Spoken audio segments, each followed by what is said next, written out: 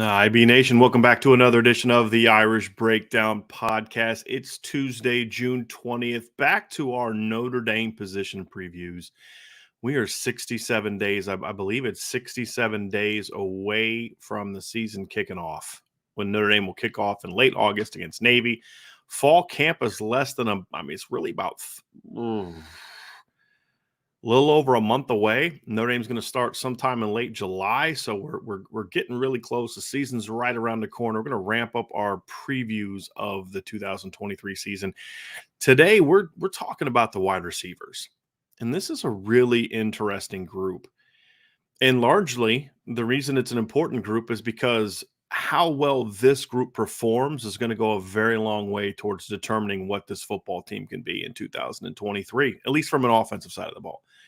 You know, we have expectations of Sam Hartman. I think we know what the floor is for Sam Hartman. We know who Audric Estime is. The tight end group is a bit of a question mark, but there's talent there. We've seen those guys play. The offensive line is expected to be a good group. And the question is going to be, okay, is the receivers, are they just going to be solid? Are they going to be good? Are they going to be really good? Or are they going to really take a giant leap this year? And where they are on that spectrum is going to have a big impact on what this team is going to look like offensively. And I'll dive into kind of some of the reasons why during the show and talk about why this group stepping up is so important. And really, when it comes down to it, you look at this group, and for people that like star rankings, I mean, every kid that's going to be in the rotation outside of Matt Salerno was a 4-star top 250 kid.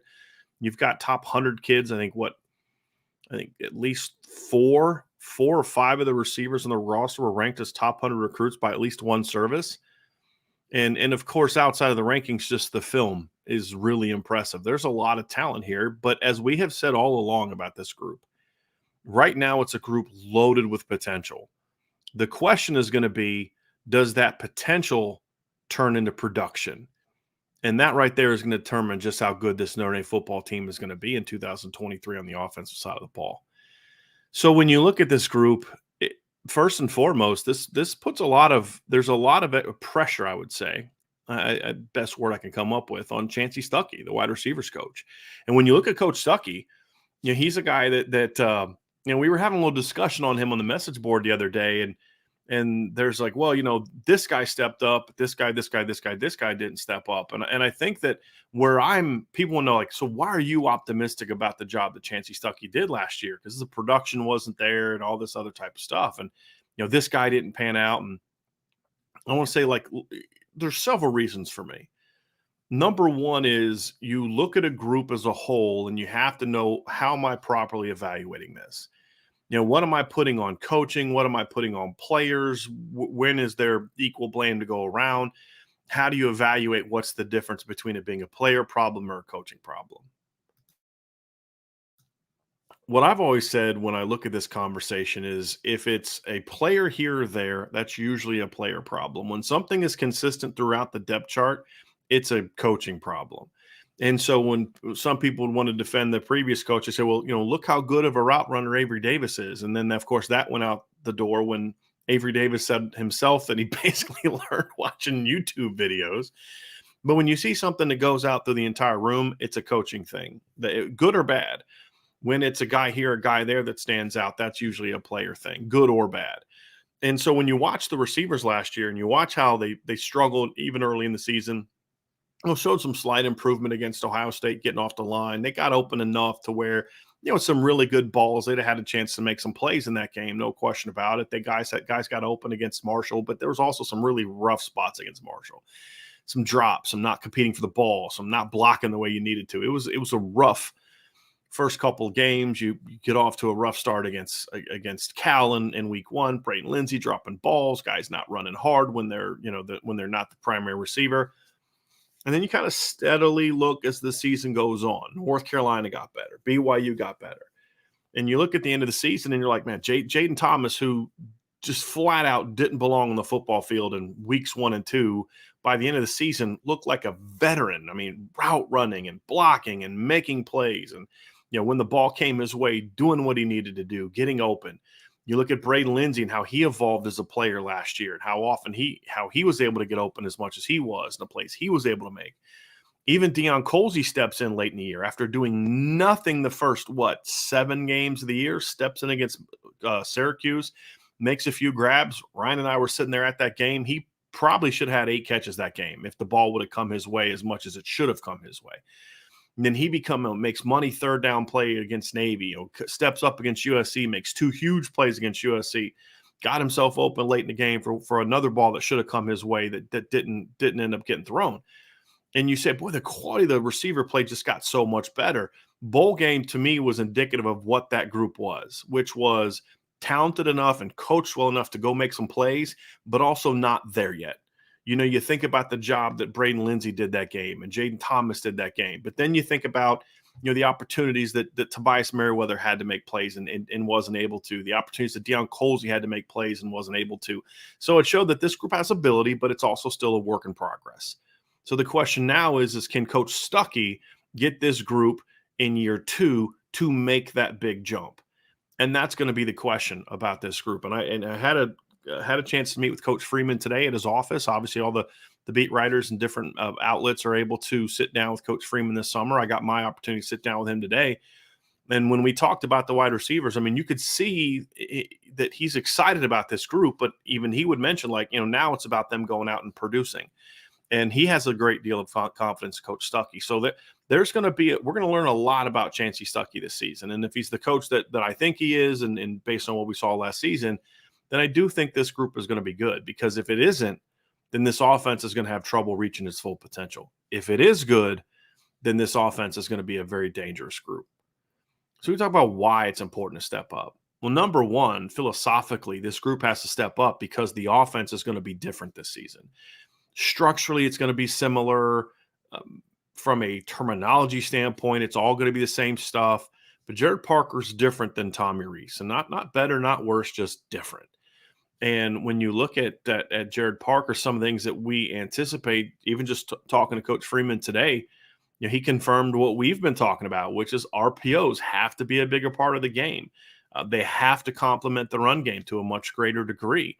And so if you're going to be an RPO offense, you need guys that can make plays in the RPO game, not just guys that are just out there catching 5-yard hitches and getting tackled all the time. You need guys that can scare a team with the RPO game. Say, hey, I'll give up a 5-yard hitch every single day of the week if it means I can make sure I have enough guys in the box to defend Audric Estime or Jadarian Price or whoever is there.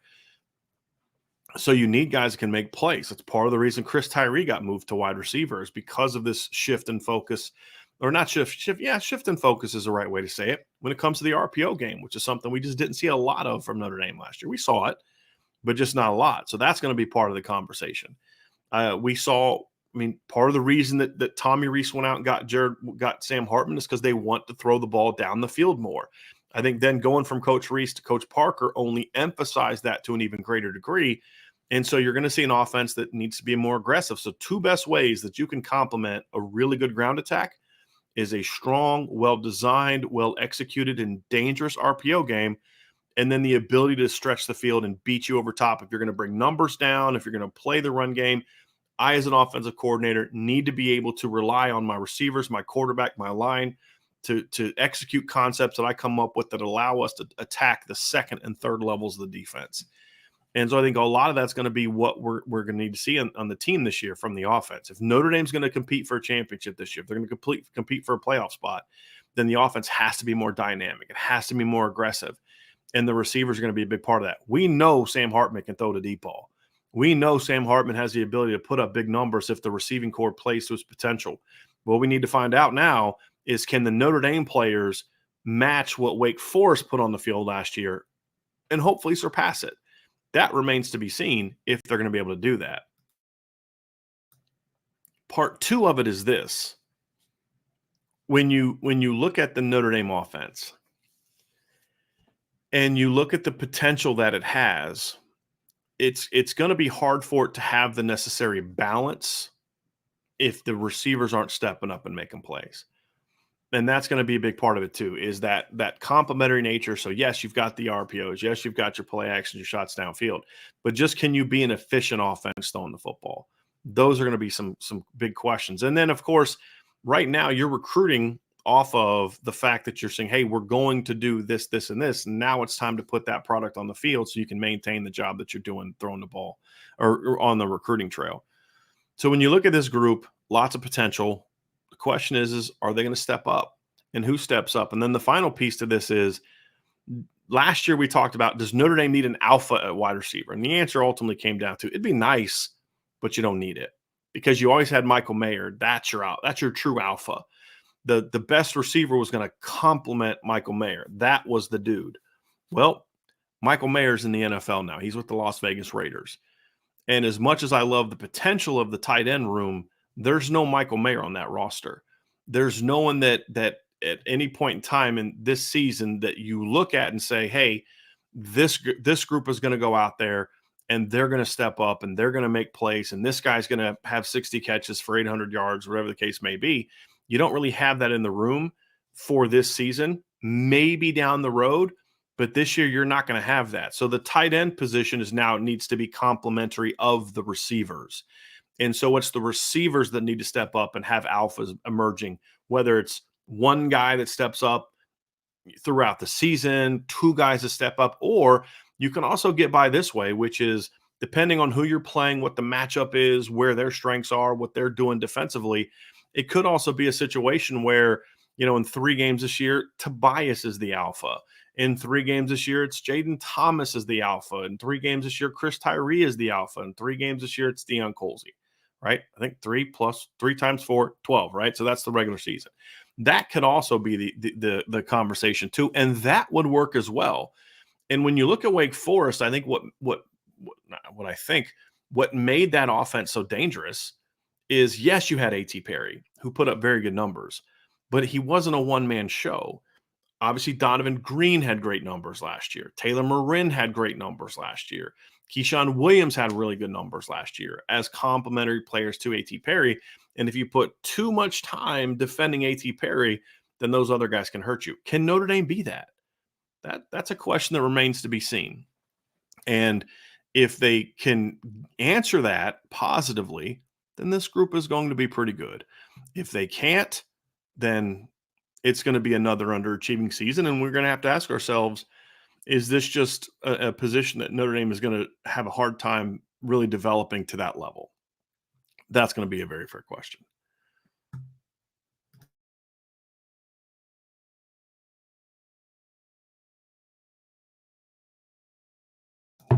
So when you look at the receiving core this season, the guy that I expect to go into the season that I feel is the most, I'm certain about this, is Jaden Thomas. And there's a lot of excitement about Tobias Meriwether and Dion Colsey and Tyree and the freshmen and all those type of guys. But we kind of take Jaden Thomas for granted. I know I do. And it's kind of interesting because a year ago, the kid goes into the season with 0 career catches. And you wonder, does he have the ability to be the alpha? I think that's still a question mark. Does Jaden Thomas have the ability to be a Michael Floyd type, volume player? I don't know that he does. And he's going to have to prove that to me. But what excites me about Jaden Thomas this season is there's a level of potential consistency that he showed late in the year that if he can carry that into the 2023 season, he's going to be a very good football player that you have to contend with. So what is it about Jaden that makes him effective? When you break down the film, he's not a burner by any stretch. He's not slow, but he's not a guy that's going to be winning with speed. What he showed last season is what we've talked a lot about on this show in the past is being fast doesn't make you a great athlete. Being a great athlete doesn't mean that you're necessarily going to be fast. You can be a great athlete that's a 4.6 guy. And what does that mean? Okay, I've got quickness, I've got great balance, I've got great acceleration, I've got the ability to get to full speed. If I'm a 4.6, I'm a 4.6 quickly. A guy that can be efficient in his top ends, get in and out of his breaks well because he's got really loose hips and strong feet and strong agility and really strong ankles, and he can explode out of breaks and, again, get to that 4.6 right out of the break. And Jaden started to show that late last year. He started to show the ability we started to show a much better understanding of how to get open, how to use his release to manipulate defensive backs, to freeze them, to lean them in the direction he wanted, and then break things off and go make a play in a different direction.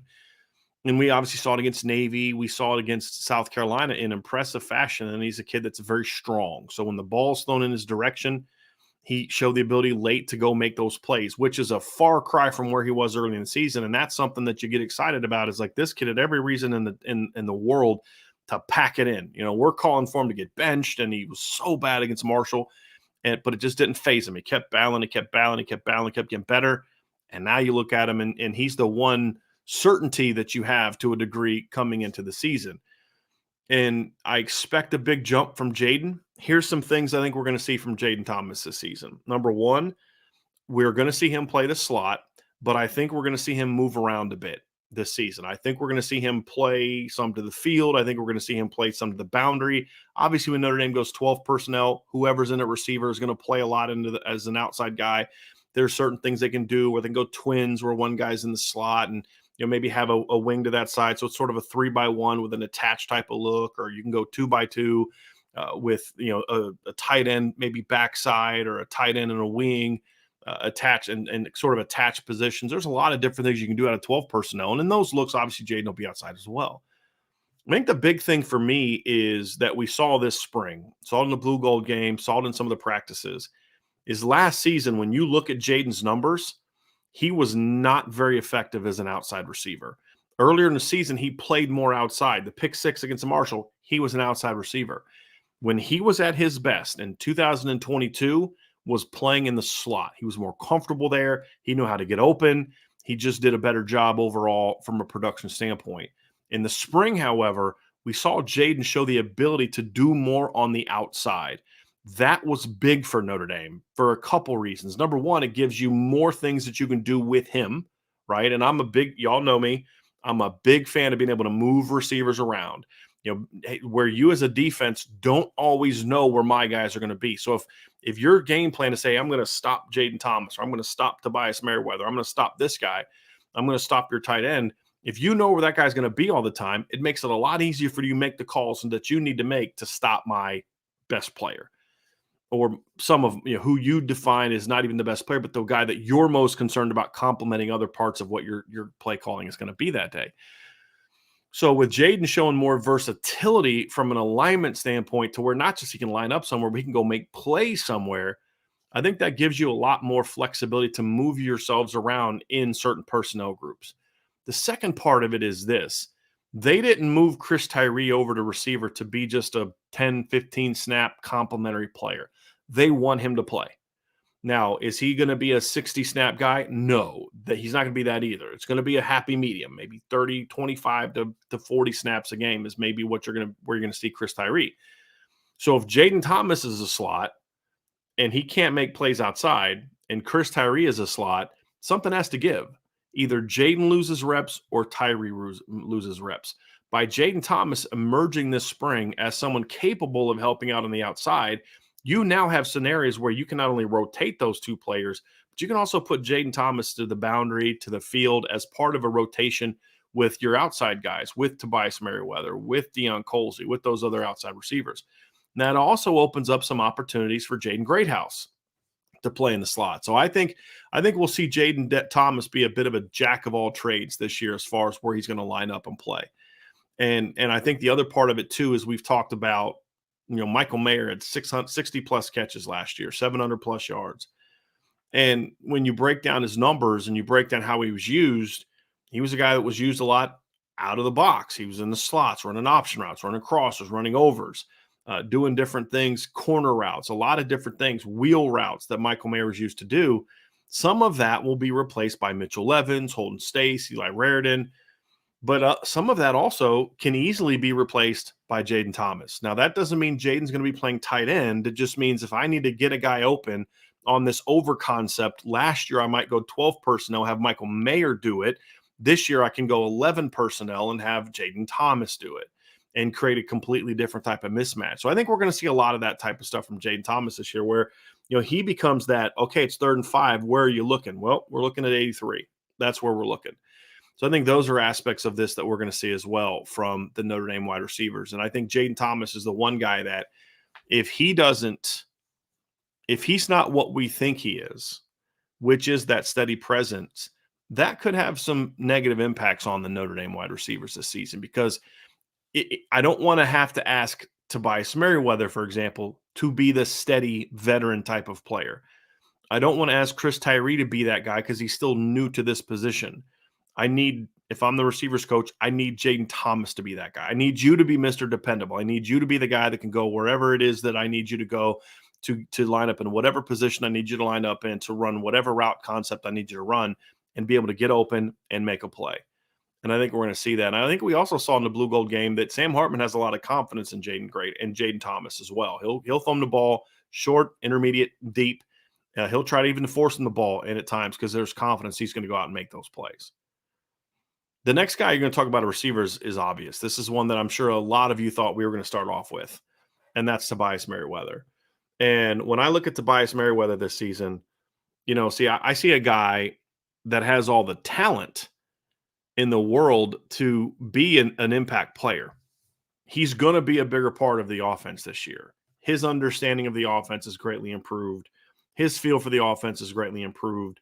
The question now is, there's a level of consistency you need for receivers to thrive. How far along in this part of the growth and development is Tobias Meriwether? That's going to determine just how good he can be. And here's why that matters. So I need to be able to, as receivers coach, to look at Tobias and say, hey, look, I love the traits. 6'4", over 6'4", actually, 200 plus pounds, good speed, smooth athlete, really good ball skills, improving strength, polished route runner for his age. There's all the tools you want outside of just blazing speed to be an impact player. The question is, I don't know which version I'm going to get from you snap to snap. And that's the case with a lot of young players. Am I going to get a guy that's going to come out and say, hey, look, I no matter where you line me up, I know what I'm doing. I can do it. I can do it fast. There were times last year, even when Tobias was playing, where you watch him come off the line and you're like, he's running really slow. And it's not that he doesn't have the speed to be faster.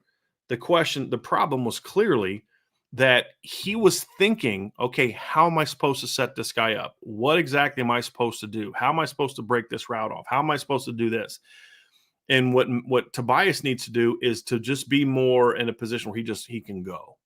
He can just fly off the ball. He can attack. He can get over the top. He's whatever his speed level is, he's getting off the line, and he's shown himself to be that guy. That's going to be the key for Tobias because all the tools are there. And where he is on that consistency spectrum, whether it's practice, games, where there's a trust level with the coaches, and even more importantly, I would argue even more important, is there a trust level with Sam Hartman to say, hey, look, I know you're going to run this route. I know you're going to get a step on this guy. And when you do, expect the football. That's the question. And now I believe that relationship has been made, but does it carry over onto Saturdays? Because we're going to hear a lot in fall camp about in this summer. I promise you, we're going to hear from sources, and we're going to hear from when we go to practice. Oh, Tobias Meriwether looks great. He's this, he's that, and the other thing. And you all know I'm very high on the young man. The question is now, does it translate onto Saturdays? That's going to be the big question. And if he can be consistent, then he will be Notre Dame's breakout player this year. Jaden Thomas will be the guy that if you know the game, if you know receiver play, you'll watch the game and say, man, that guy's so valuable. Like, you need that guy. But the guy that gets all the love publicly for the big plays and the touchdowns and all that could be Tobias. The talent is certainly there. And to me, he's the one guy that I look at right now that I have the most confidence in to be a true alpha. What do I mean by that? I can see Jaden Thomas developing certain alpha traits this season. What does that mean? Okay, a guy that can be a volume pass catcher, a guy that can be a money third down guy, a guy that can, when push comes to shove, you can step up and make that guy, or expect that guy to go make a play. In some ways, I can see Jaden Thomas playing that role to a degree. But the other type of alpha I'm talking about is more of the guy that can do all that, but then whatever you do with him forces the defense to adjust their game plan. Every Saturday, they're going to go into this game saying, hey, we've got to make sure that we have a game plan designed to make sure that guy's not going to beat us. That's a true alpha. You'll see on teams all the time, like, how does that guy keep putting up numbers? Why is that guy always in single coverage? Because at the end of the day, the opponents are not overly worried about that guy. He'll get his 8 catches and 101 yards, but your offense doesn't move the ball a ton. There's no big plays. There's no explosives because they don't think that guy can hurt him. Let him get his little 8-yard gain on first down. We're going to do this. We're not super concerned about that guy. But then there's that guy that you look at and say, we can't let that – we got to pay attention to that guy every play because if we don't pay attention to that guy, he can beat us for 50. And that's kind of like what Will Fuller was. Michael Floyd was that way. Golden Tate was that way. Chase Claypool in 2019 eventually became that way. Where if you don't game plan for this guy, he's going to burn you and he's going to hurt you in a big way. And I think Tobias has that ability. But is he going to have that ability on a consistent basis? That's what we don't know. And that's what he's got to prove this year. All the talent is there. And this is going to be a common theme as we go through these receivers and talk about each guy and what their expectations are, is there's, talent, skill, et cetera, but there's always going to be a but he needs to do this. And that's true with Tobias. So what can Tobias be this year? What's the ceiling for Tobias Meriwether this year? To me, the ceiling is exactly what we just said. He becomes that number one receiver. He becomes that alpha that teams say, we've got to figure out a way to stop this guy. What's the floor need to be? Not what it can be, because what it can be is he doesn't play and he doesn't do a whole lot. But what is the floor for Tobias if he's going to help this receiving core take that next step? The floor to me has to be at least a 30, 40 catch guy that averages 14, 15 yards a catch. That's not big time production, but it's enough production that you look at and say, I think this guy's got a chance to maybe as a junior step up and be productive. When I think if you want to compare it to other players. So, Tobias, the ceiling this year could look a lot like what we saw from Miles Boykin in 2018. Now, those weren't monster numbers, but when you look at it, the ball was spread around. There was a lot of different aspects of it. But when you look at the numbers, 59 catches, 872 yards, 8 touchdowns. I could see him being very much like that. I could see him, kind of coming close. We could even look at Kevin Austin numbers. Actually, Kevin Austin's numbers might be even a little bit more close to what Tobias is. 48 catches, 888 yards, 18.5 per catch, 7 touchdowns. I could see numbers along those lines. The floor to me is similar to kind of what we saw from Equanimity St. Brown in 2017. 33 catches, 515 yards. You can look at maybe Corey Robinson back in 2014 when he had 40 catches for 539 yards. That needs to be the statistical floor for Tobias this season, is that right there. 33 to 40 catches, 500 to 600 yards. That needs to be the floor. The ceiling needs to be 55 to 65 catches, 800 plus yards, and a guy that teams have to defend. And the reason I'm not predicting the big numbers is just because if you look at Sam Hartman last year at Wake Forest, he spreads the ball around a lot. And I think he's going to spread the ball around a lot at Notre Dame. But what we have to understand is there's 2 things that are going to impact the offense this year when it comes to, replicating the numbers he had at Wake Forest last year. He had 5 different receivers last season that caught at least 37 passes, and 5 different receivers last year that had at least 553 yards. He had 4 different receivers that had at least 6 touchdown receptions, and at least three of them had at least 9 touchdown receptions. I don't anticipate that type of production from this unit for 3 reasons. Number one, you're going to see tight ends get more production than what they had at Wake Forest.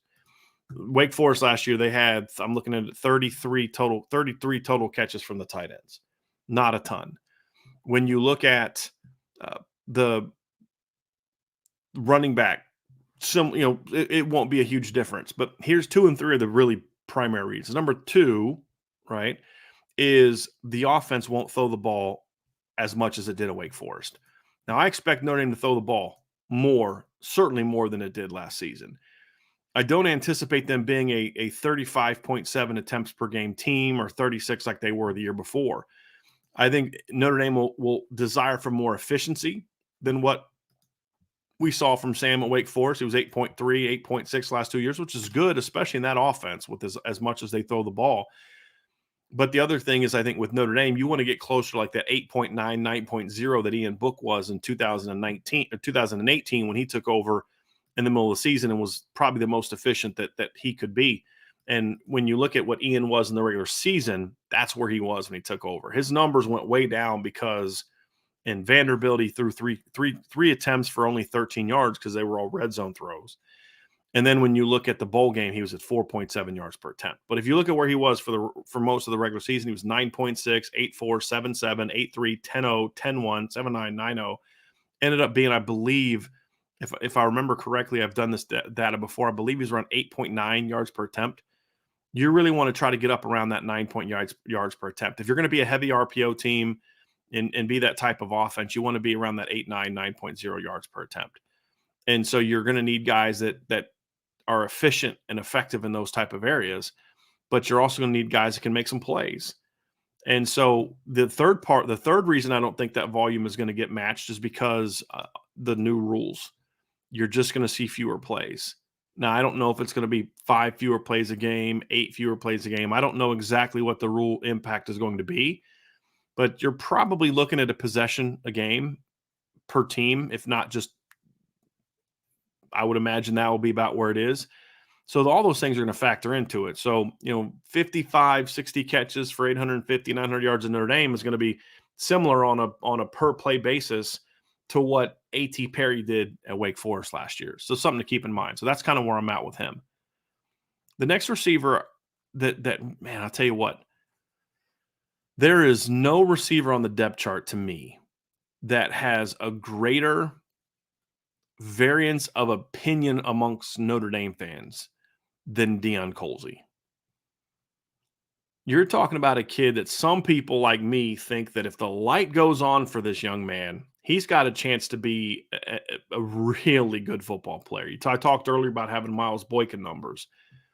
He's a guy to me that could absolutely have Miles Boykin numbers. 59 catches, 872 yards, 8 touchdowns this season as a boundary receiver. He's big, 6'5", 215. He's fast. He's got long arms. He's got strong hands. The thing about Dion, and we've said it before, I don't need to keep hammering it, is you just don't know what you're going to get on a day-to-day basis from Dion. From everybody I've talked to, when Dion's on, he's really good. When he's not, he's not bad. He's just kind of there. And he's got way too much talent to just kind of be there. Now, he got better as the season went on last year. He got better in the spring, but even now, there's still just a desire to just see more from him. And even the 2 practices we saw, you'd see Dion have a couple reps. You're just like, yeah, man, it just doesn't look like he's really giving it to me on this particular rep. And he's trying, but he just doesn't have a sense of urgency, so it's not like he's taking a rep off. There's just no urgency. And then there'd be a rep where you're like, whew, man, that was a great rep. Oh, that was an awesome rep. And then there's a rep like I've explained before, where he comes off, he smokes Benjamin Morrison, has him beat by 4 or 5 yards at least. Perfect touchdown pass, potential touchdown reception, post route in the end zone, hits him in the hands, and he drops it. And it's just that inconsistency that can make Dion a bit maddening and frustrating as a coach, because you get more frustrated by the guys with the most talent. That's just the reality. Like, if Matt Salerno doesn't have a great day at practice, but he's working his butt off, you don't get mad because you're like, hey, he doesn't have Tobias' skill and Tyree's speed and Dion's size and skill and all that, because he's giving it to me every day. When Dion's not reaching that potential, when Tobias isn't reaching that potential, you get frustrated as a coach because you know how good he can be. And I think that's where Notre Dame is right now with Dion Colsey, is they're just waiting on that moment where Dion decides, okay, I want to be great. I'm going to work at it every day. I'm going to show it every day. And I'm going to prove to people that are doubting me that I can be this guy. It amazes me how many fans have just kind of already tossed Dion Colsey aside because for whatever reason, and just assume that because he wasn't this by his junior year that he's going to, that he can't be that guy. And it's kind of funny that that people are willing to just kind of count him out so quickly after his sophomore year, in which he had 9 catches for 192 yards and a touchdown. I mean, you look at Dion Colsey for his career and you look at his stats so far, and then you compare Miles Boykin and his stats at the same stage, and Dion Colsey's been a far more productive player so far in this stage of his career than Miles Boykin was.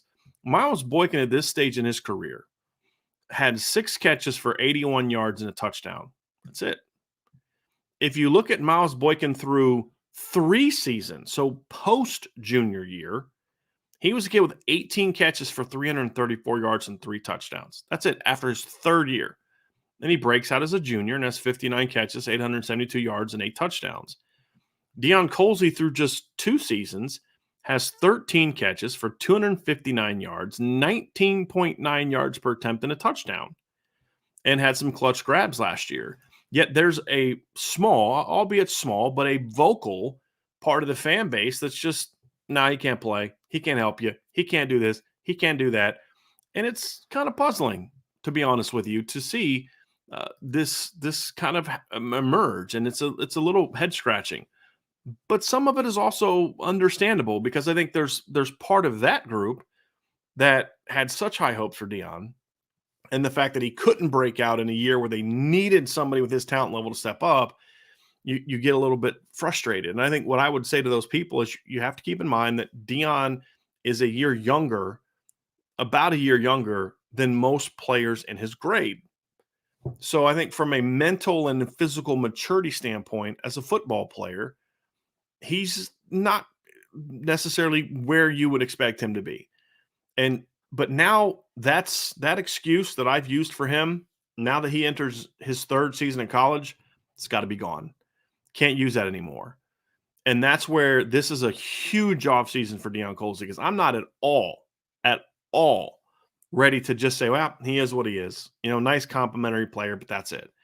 I think Dion has a chance to be that guy. But I will say this. If it doesn't happen now, I will question if it's going to happen.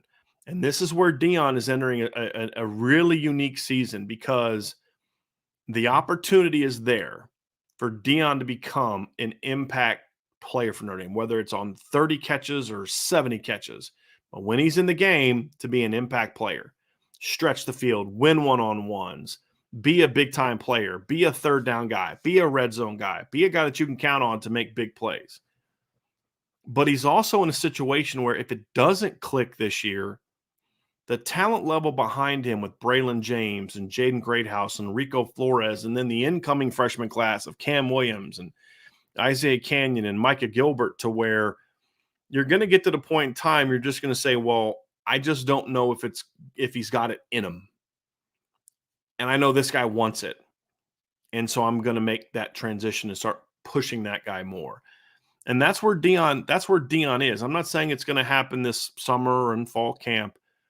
But if Dion doesn't break out by the time we get to the 2020 end of the 2023 season, that's when you could start to see that happen. So Dion's a guy that could really hold the future of this receiving core, at least the present, I should say, of this receiving core in his hands. If he can be that guy, because there's an expectation I have for Tobias. Like I said about Tobias, like to me, the floor for him is like 35, 40 catches, 500 to 550 yards. That's the floor for him. I'd be shocked if he does anything less than that, barring injury. With Dion, I could see him just repeating last year. That's the floor for him. It's a much lower floor. But the ceiling could be a huge breakout, 60 catches, 900 yards. He could really have that kind of breakout for a number of reasons, talent alone, and then plus the boundary receiver always tends to be that. So there's this wide variance of what his floor and ceiling is, and the closer he gets to his ceiling, the better this football team is going to be. And I'll say this, if Dion Colsey breaks out, even just in that middle area, 35 catches, 40 catches, this receiving core is going to be hard to defend. Because if Dion's a legitimate weapon, maybe not a 9-catch every game, he's not Michael Floyd yet, he's not that guy, but if Dion can step up and just be a consistently good 3 to 5 catch per game guy, That makes this receiving core so hard to defend because you've already got Jaden Thomas. You're going to have Chris Tyree, we'll get to in a minute. You're going to have Tobias Meriwether. Now, all of a sudden, you start asking yourself, how do we slow this group down? If this guy's out making plays, I don't know how we stop these receivers.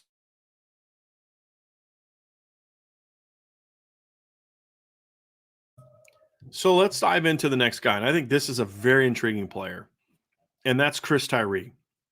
Obviously, Chris Tyree came to Notre Dame, big time running back, top 100 guy, showed flashes as a freshman, has over 400 yards rushing, home run threat. Sophomore year goes out. He's banged up a little bit, still shows big playability as a like 96-yard kick return against Wisconsin, as a big 55-yard touchdown reception against, I believe it was Toledo. That was a big play in that game. Showed that ability, and then comes out as a junior year, and it's like they were using him at times like you should use him. Dual threat guy, get him on the move on the outside, get him in the run game, use him in the pass game, move him around, do different things with him. And when you look at early in the season, Chris Tyree was Notre Dame's best player, I would argue, on offense in the first 3-4 games of the season outside of Michael Mayer. And the numbers to me show that. If you look at the numbers, I mean, he goes out, he averages 10.5 yards per play against Marshall. They don't get him the ball a ton, but when he does have the ball, he's effective. Then you go out and you look at what he did against California. He has 108 yards of offense against California, 64 rushing, 44 receiving, catches a touchdown pass that game. Next week against North Carolina has 80 yards rushing and 24 yards receiving. And you could watch those two games and you could see when Chris Tyree was moving and going through movement plays and going through motions and things like that, you could see North Carolina very worried about him. And then you kind of fast forward to the next couple games. I'm trying to think. I believe like Logan Diggs had a wheel route for a big play in that game. And that play, one thing you'll notice is I believe on that particular play that Chris Tyree was the guy that was going in motion on that play, was going on a little swing route. And we saw that in the bowl game as well. But as you get out of the North Carolina game, you start to see Chris Tyree's usage change. And they went away from using him as sort of that dual inside-out player. You started to see this team become more prone to just saying, hey, we're just going to line up. We're going to play smash mouth football. We're going to run it down your throat. And that's just who we're going to be. And they did that against just about everybody. And no matter who they put in the game. So you start seeing Chris Tyree come in the game. He's not getting the ball on the perimeter like he was earlier in the game, earlier in the season. He's not getting out there in space like he was earlier in the season. He's not being used in the ways that worked so well for him last year.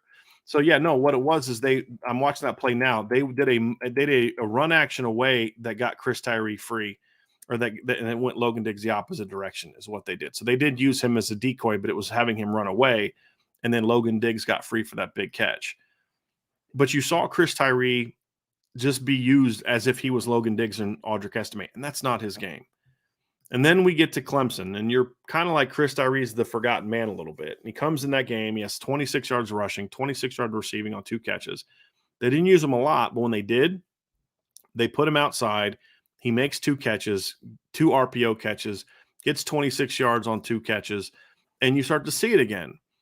And it was frustrating watching that team play and not utilize Chris Tyree for what he does. He's a one cut and go, get him in space, use his speed type of guy. And it was a very frustrating way to use him. And that's why they moved him to receiver. This new staff said, hey, look, this guy's got something that nobody else on the team has, and that is absolute blazing speed. He's not a super shifty guy. He's not a guy that you're going to put in there and run duo all game and hammer people. That's not using him correctly. He's a guy that you need to get in space, let him use his vertical speed. And they're starting to do that. Now, the question is, how are you going to use him this season? Is it going to be limited to some gimmicky stuff, some slants, some crossers, some overs, bubble screens, now screens, those type of things, jet sweeps? Or are you going to see him eventually evolve into an actual slot receiver, meaning he can work the seams, he can work corner routes, he can work out cuts? and how much he evolves his overall receiver repertoire, to me, is going to have a big say on how impactful he's going to be. But at the very least, Chris Tyree needs to go through the end of the season and have at least 50 touches from the receiver position. When you look at from the standpoint of total, and when I'm talking about touches, I'm talking about carries and receptions. I don't expect him to have, I'd probably say closer to 60 is what I need to see him have this year, because he's not going to have 60 catches, I don't think, but he had 24 last year as a running back. If he had 24 last year as a running back, there's no excuse he can't have at least 30 this season. And then you like to see him have about, 20 to 30 carries this season as well, on top of, 20 to 30 or 30 to 40 receptions.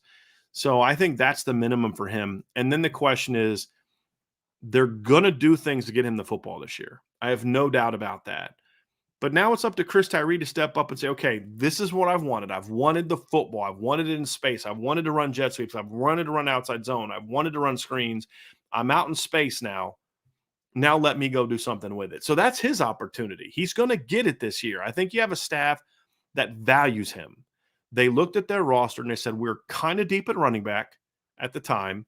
You can really help us over here by giving us something we don't have. And when they made that move, it was, we're moving you not to just be a piece, but to be an impact piece. And I think that's what Chris Tyree can do. That's what the expectation that the Notre Dame coaching staff has for him. And if he can live up to their expectations, he's going to be an impact player. And so we kind of go through these four vets, right? And you look at Tobias, and you look at Dion, and you look at Chris, and then you look at Jaden. And Jaden, we kind of all expect to just be good. How good? We'll find out. But he's good. The question now comes down to, of these other three, how many of them start to tap into their full potential? And how many of them do we actually stop using the word potential? The more guys that we stop using potential for, the better this group is going to be. And it's those three right there. It's Tobias, it's Dion, it's Chris Tyree. Loads of talent. All three of those guys were ranked as top 100 recruits by at least one service coming out of high school.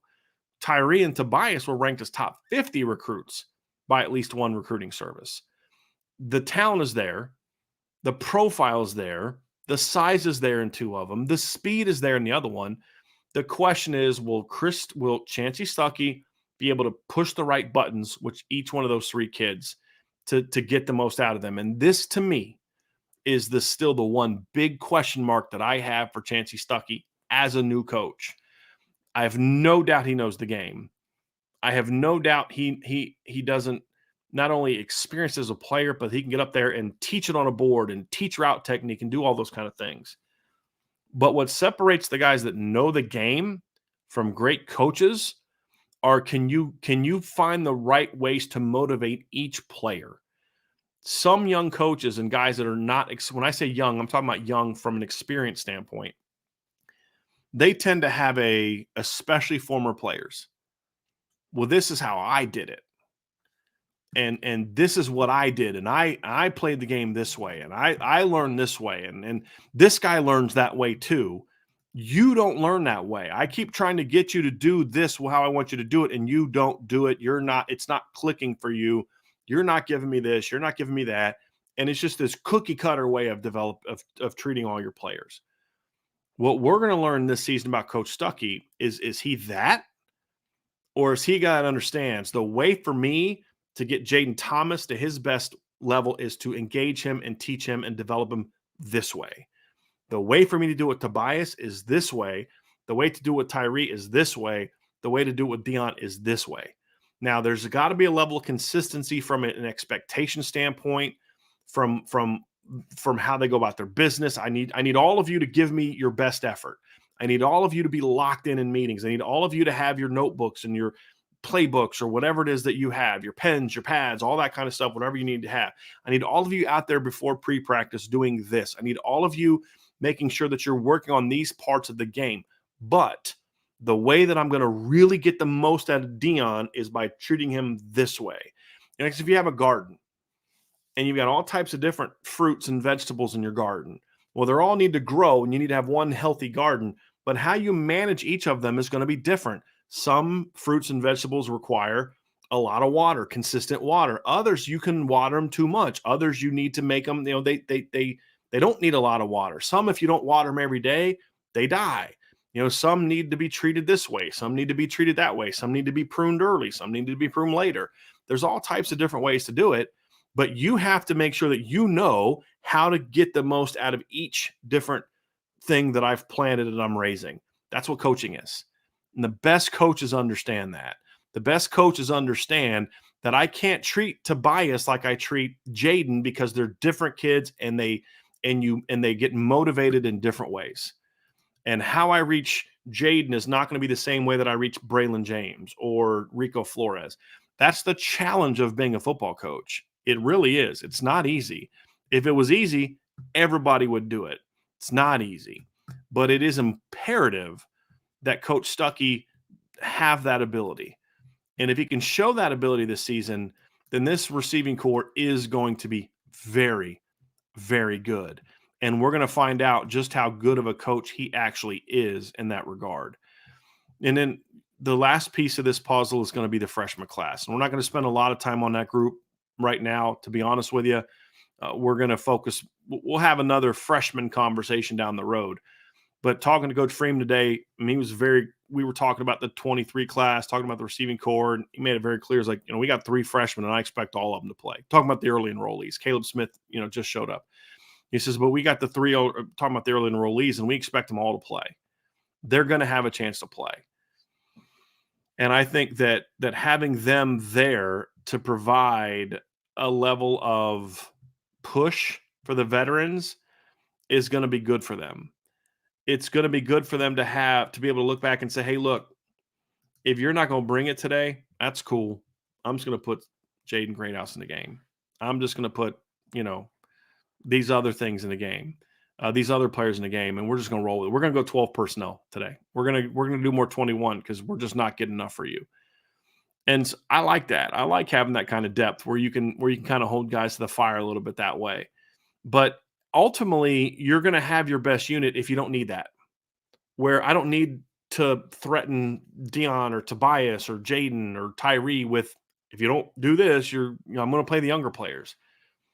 The best teams don't need that. They're motivated on other things. Coach, I'm not worried about that guy coming behind me. I'm going to coach him up. I'm going to mentor him, and I'm going to make sure that when I go pro, he's ready to step in, because my focus is on, as a player, is not on, worried about the guy behind me. It's, I'm worried about going out here and dominating. I'm going to dominate Benjamin Morrison today. I'm going to dominate Jaden Mickey. I'm going to dominate Cam Hart today, because if I can dominate those guys, and I know on Saturday I can dominate whoever I'm going to play. And I think that's when your group has arrived. But even then, there's still some pruning and some different things that need to happen as a coach to make sure that you're doing your part to get the most out of them. And we're going to find out if Coach Stuckey has the ability to do that this year. At the end of these previews, we do a lot of different things that are fun. And so we do confidence and biggest questions and bold predictions. I'm gonna kind of roll through those here real quick. When you look at the receiving core, the things that I'm most confident in. I'm most confident in Jaden Thomas this season, that he's going to step out and be at least a 40 catch guy minimum. I'm very confident in that. The other thing I'm most confident in is that the freshman class is going to have a say in what they're going to do. And then the third thing I'm most confident in when it comes to the receiving core is I'm pretty confident this group is going to provide a lot more big plays than what we've seen in past years. I think that's something this offense needs, and I think a big part of it isn't just their talent level. That's part of it. But the other part of it is I just expect them to be a part of an offense that's going to allow them to do that more often and allow them to make more plays and allow them to challenge opponents more. And I think they're going to reward Jared Parker and Chancey Stuckey with that. It's needed. This team needs that group to be more dynamic. This team needs that group to make more plays, and I'm confident they're going to make more plays. The question, however, and we're kind of going to the biggest question standpoint next. The question now is, will this group be good enough to make those kind of plays to the volume needed to go out there and compete for a championship? Are they going to make those plays to the volume that you need to beat Ohio State, to beat Clemson, to beat USC, to go on the road and beat an NC State and a Duke? That's the question. I think that the production I expect to be very good this year. The final piece of this puzzle, when you look at the receiving core, is will the production be impact and money production? Meaning, okay, great. You had 5 catches for 150 yards against Tennessee State. Woohoo! You had 7 catches for 120 yards against Central Michigan. Okay, great. Hey, you ripped up Stanford's crap defense. Wonderful. Oh, good. You scored on NC State because nobody else. I mean, Wake Forest because nobody else scores on Wake Forest. That's all fine, and that's needed. But what defines the great players and the great teams, and the great units is, can you do it against Ohio State? Can you do it on the road against NC State? Can you do it at Duke? Can you do it against USC? Can you do it at Clemson? Can you do it in the playoff? Can you do it in the national championship game? That's the question. And how that question gets answered is going to go a long way towards determining just how good this team is going to be. I'm going to hold off on bold predictions until I get Vince back on the show, because that's part of the fun, is doing that with him. So we're going to have some fun on those. Next time he and I do a show, we'll do a little receiver recap on that and dive into the receivers a little bit. But I think that this is a very important group. This is a team that has to step up. This is a unit that has to step up. Notre Dame can be a very good offense this year with the receivers just being solid. They're good enough at running back, O-line, quarterback, tight end, that if the receivers are just good, this offense will be better. The question, however, is this going to be a playoff caliber offense, a championship caliber offense? And for that to happen, this group has to be very good, especially in the big games. How they do in those two areas is going to determine just how good they're going to be, and it's going to have a big say on how we evaluate Chancey Stuckey coming out of the season. Solid coach, great recruiter, or is he both? Those are going to be the questions that we get answered. So we're going to have a mailbag next, but that's going to do it for this part of the show. We're going to do a mailbag next, but before we go, ask y'all to do me a favor, hit that like button, hit that subscribe button, hit the notification bell, share this podcast, and if you have not already done so, sign up for the message boards at boards.irishbreakdown.com. We have over 14,000 subscribers on our YouTube channel. We do not have 14,000 subscribers on our message board. So you're definitely going to want to do that. There's plenty of you still out there that have not made that decision yet. I promise you won't regret it. Sign up with us. Not only does it help support Irish Breakdown, help us to grow this channel, help us to grow our staff, help us to do all types of different things that are going to make our content even better, but it's also fun. You'll enjoy it. And so I would love for you to sign up for that. Just go to boards.irishbreakdown.com. And so we have mailbag coming up next, but that is our breakdown for the Notre Dame receivers.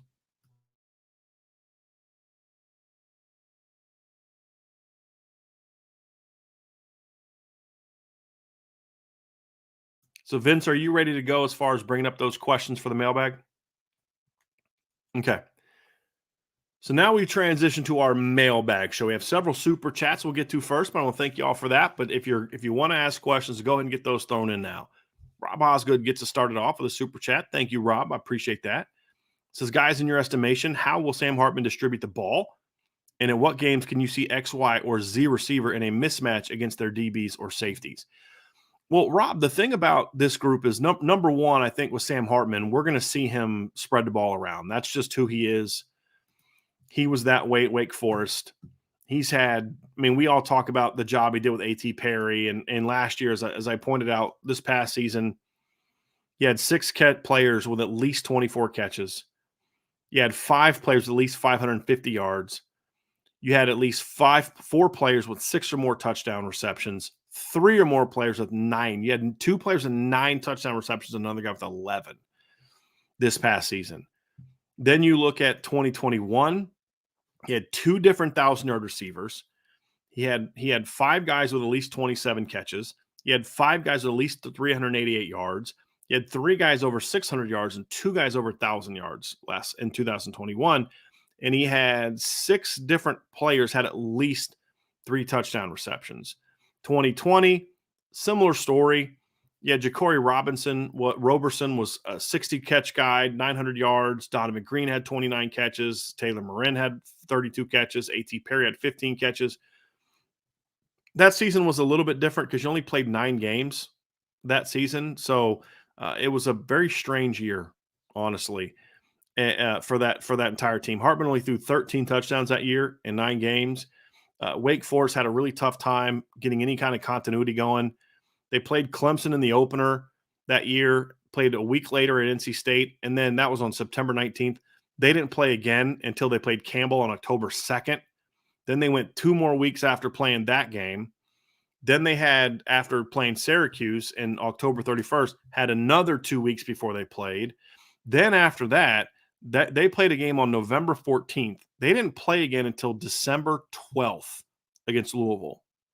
So they went almost a full month before playing their next game. So that was a weird season. I don't really look at that one a ton, to be honest with you. So I think he's a guy that has a history and a career of spreading the ball around. I think we're going to see him continue to do that. And what games can you see X, Y, and Z receiver in a mismatch against their DBs or safeties? I mean, all of them should be able to provide some level of mismatch.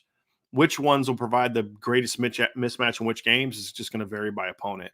There's going to be games where you're just going to want to do a lot to get Chris Tyree going and get him moving. There's going to be games where you're just like, man, if Dion can go off or if Jaden can go off in the boundary this week, boy, we got a chance to really do some things. Boy, we can stretch the field to the wide side this week. This is a big Tobias Meriwether game. It's going to depend on who they're playing. But the reality is Tobias Meriwether and Dion Colsey both present mismatches on a consistent basis. I don't know that Jaden Thomas presents a lot of mismatch problems. I think he just wins. But I don't think there's like, well, wow, he's just going to dominate this guy because of his size or speed or whatever. He just wins and makes plays. Chris Tyree with the speed is a guy that can do that as well for the when you look at the veterans. So I think there's several guys that can do it. It's just who's going to step up and prove it. That's the big question mark. I have a super chat from John F. Says, thank you for the super chat, John. Haven't been around in a while. Got married on the 2nd. Congratulations, and have been busy. In your guys' opinion, what are the top 5 quarterback receiver duos in Notre Dame history? And what are the top QB wide receiver duos in college football history? Oh, my goodness. Of course, this is done on the day I'm doing a solo show, and I can't do research at the time. John, if you've listened to the show before, you know the first thing I'm going to say is I can't do history. Like, I'm not going to tell you. I never saw who Tom Gatewood play. I never saw Jack Snow play. I never saw those guys play. I will tell you who the best duos were of my lifetime.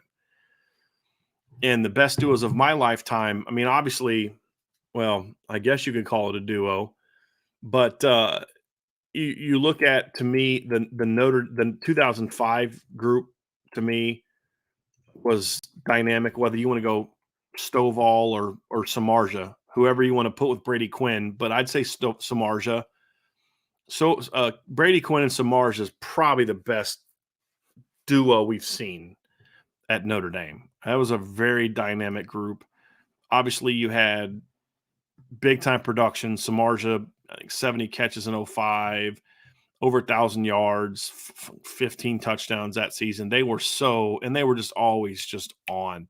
Each guy knew where the other was going to be, and they were a really, really fun group to watch. When they kind of going through the years, obviously Jimmy Clausen and Golden Tate in 2009 was outstanding. The interesting thing about that group is, if you actually go look early in the season, it was actually Michael Floyd who was more of the go-to guy for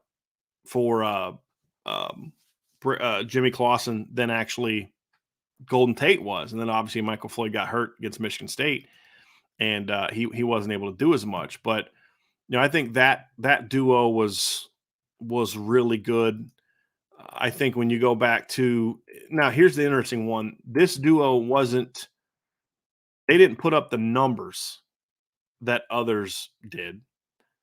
But I think the Rocket Ismail Tony Rice duo was dangerous. They just didn't put up the numbers that some of the other groups, just because of the nature of the offense. So those are 3 that I look at. Michael Floyd and Tommy Rees was a very productive one. I think that had a lot to do with how good Michael Floyd was. That was a very productive one. I mean, Michael Floyd had over 100 catches that year, so that was a pretty good one. I have to think about this. Well, Deshaun Kaiser and Will Fuller in 2015 was a pretty good duo. I think, is that 5, right? I have Quinn and Samardzija, Tate and Clausen. We just had Kaiser and Will Fuller, right? That's 3. I mean, there's been years where they've had really good receivers. I don't know if I'd say the quarterback duo was necessarily great, but the 1995 the Ron Paulus to Derek Mays connection was pretty good that year. I mean, Mays had 48 catches, 881 yards, 6 touchdowns. He was pretty good that year. I don't know that I would say that him and Paulus together were necessarily a dynamic group. Same in '94. Mays had it, and Paul said, you know what? If I'm gonna talk about my lifetime, I can't look. I've come to have some ill feelings towards Ron Paulus now, but that was a fun group to watch. That 2 years with him and Paulus was pretty good, or Paulus and Derek Mays was pretty good. I got to put that one in there. So that's 4. The 5th one, that's a little bit of a tougher one for me. I'd have to think about that one. I think the Everett Golson Tyler Eifert duo was pretty good, even though Eifert wasn't technically a receiver. So that's my thoughts for the Notre Dame one. All-time receiver, I'd have to think about that, John. See, this is why I wish you were on the message board, man, because then you could go in and ask on the message board, and I could have time to think about that one. Because sometimes, like, I could start naming you big-time receivers, but then I couldn't remember who their quarterback was. Like Charles Rogers. Y'all remember Charles Rogers from Michigan State? And that guy was so good in college. I mean, he had that one great year at Michigan State. I couldn't for the life of me tell you who his quarterback was either one of those years. I'm looking at his number, 67 catches for 1,470 yards, 14 touchdowns as a freshman, 1,351 yards, 13 touchdowns as a sophomore. I'm thinking about this, and I haven't looked at the team yet. I don't remember who the quarterback was that year. Jeff Smoker. Okay, great. I don't remember that. So I couldn't necessarily say that they were a duo, because I don't know if the quarterback really had a ton to do with that. So, I mean, you look at recently, so I'll go recent history. I mean, she had some very good ones. The Dwayne Jarrett, Matt Leinart duo was really good. Obviously, Joe Burrow, Jamar Chase. Joe Burrow had 2 of them in the same year. Whether you want to look at Jamar Chase, the numbers he put up with Jamar Chase, and also Justin Jefferson in the same season. I mean, really, that's what's so amazing about that team. Jamar Chase had 84 catches for 1,780 yards and 20 touchdowns. That was the number one receiver. The number 2 receiver, Justin Jefferson, had 111 catches for 1,540 yards and 18 touchdowns that year. So you could say 2 of the best 5 ever were on one team with the same quarterback. So that was certainly in that conversation as well. So, I mean, there's been a lot of those over the years. I'd have to really go through and look to really dive into that, to give you specifics on who that was. I'll tell you, here's one that I think recently was a really good duo that I don't know if gets as much credit as it should, is the Jalen Hurts CeeDee Lamb duo in 2019 was really good. The one in 2018 was pretty good with CD and Kyler Murray, but the one in 19 I thought was even better. Because obviously in 2018, Hollywood Brown was Kyler Murray's number 1 guy. But in 2019, I mean, CeeDee Lamb was really, really good. 62 catches, 1,327 yards, 14 touchdowns. Him and Jalen Hurts were a really impressive group. But I'd have to go through and really think about some of those duos, to be honest with you. Here's another example. I'll tell you what, Ryan and I were talking about this on a show recently when we were talking about the numbers that Amari Cooper put up in college back in 2014. 124 catches, 1,727 yards, 16 touchdowns. But do you really want to say that Blake Sims was the primary reason for that, or was he just really good and in that system? So that's what I look at and say, I don't know that I'd have to really spend a lot of time thinking about just duos and before I can give you that. I'll tell you what, one of my favorite, you're going to laugh at this. You want to know what one of my favorite receiver duo was when I was a little kid? This is actually kind of funny. So, I mean, I think it might be kind of the names of the guys. Again, I was 10 years old, so give me a little bit of a break. The year that Notre Dame won the title.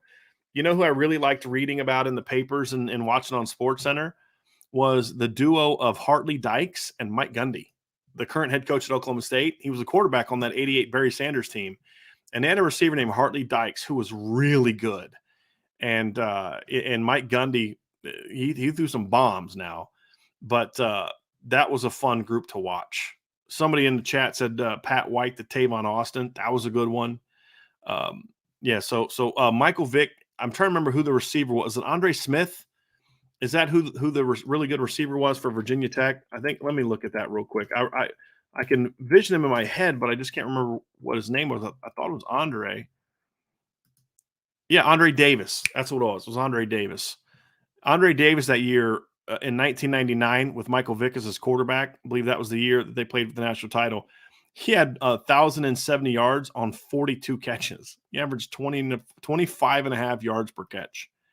So that was a really good duo as well. All right.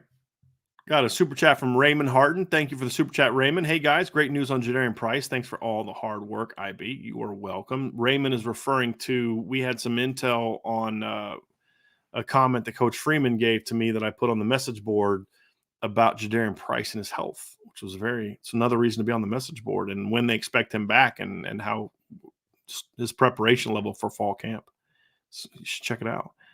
Got a super chat from Andrew Gilmore. Thank you, Andrew. If you're an opposing DC, aren't you playing press coverage and 9-man box until Notre Dame proves that they can beat you over the top, a la Marshall and Stanford?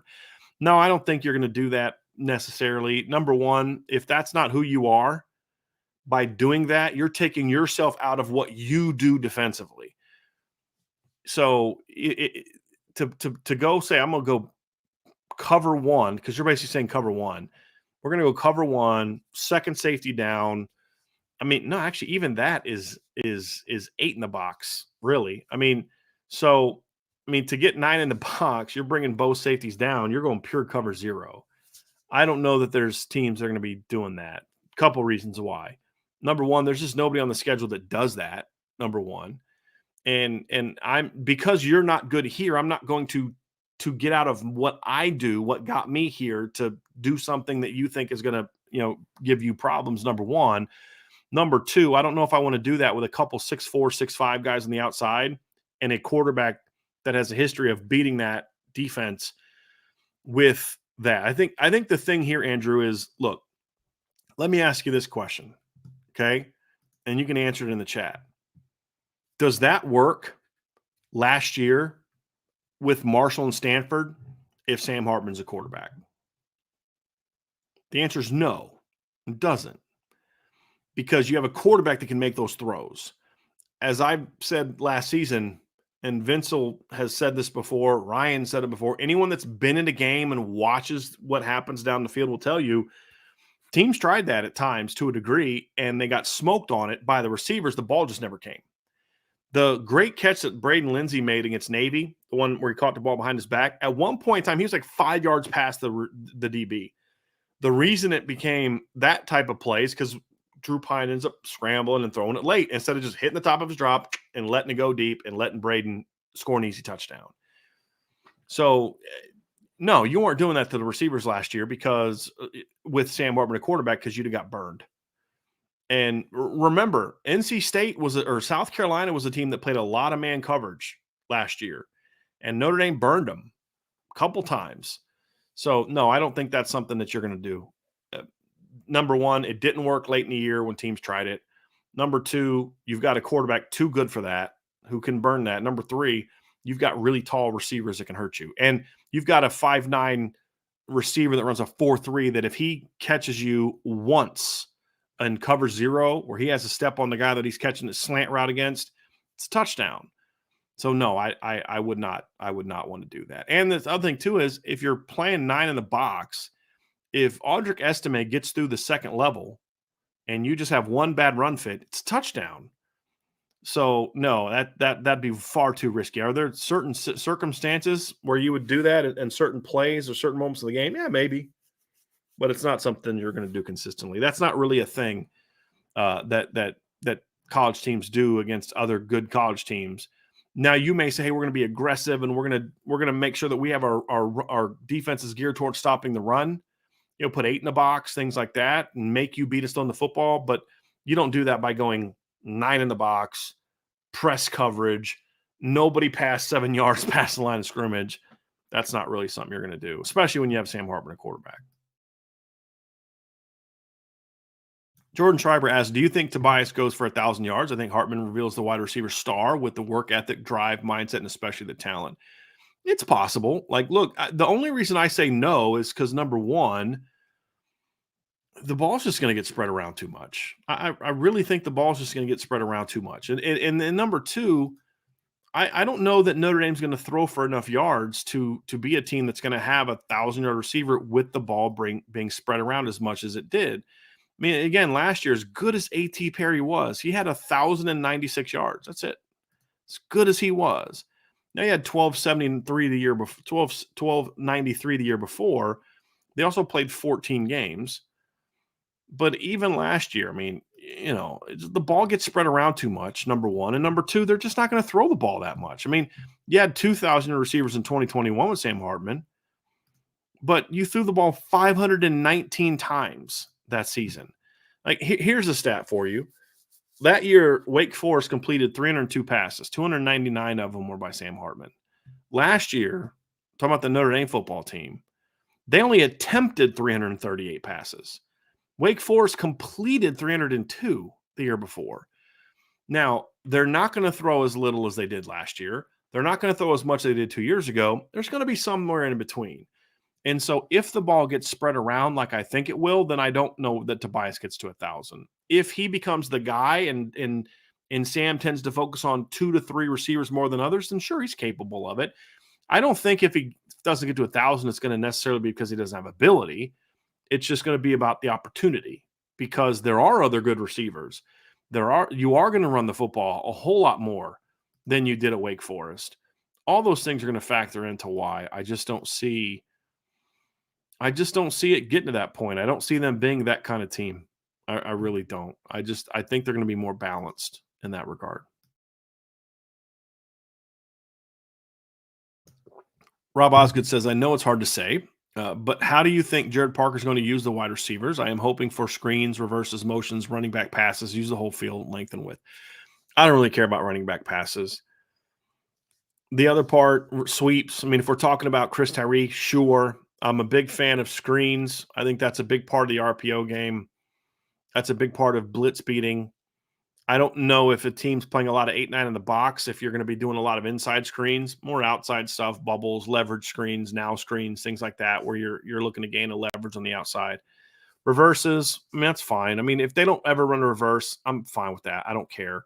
If they run some reverses to keep teams honest, I'm good with that too, especially with Chris Tyree. Sweeps, I mean, to Chris Tyree, sure.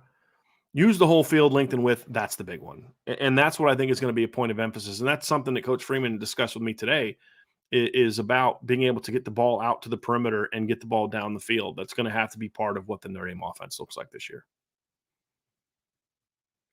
BK PTSD victim.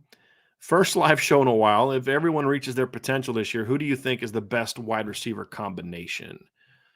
Honestly, if everyone reaches their potential this year, you may not like this room, but if everybody reaches their potential this year, you're not going to see a combination that stays together. What you're going to see is a rotation of at least 5 guys. So you'll see Dion, you'll see Tobias, you'll see Jaden, you'll see Chris Tyree, and at least one of the freshmen, whether it be Rico or Jaden Greathouse, if not multiple of them.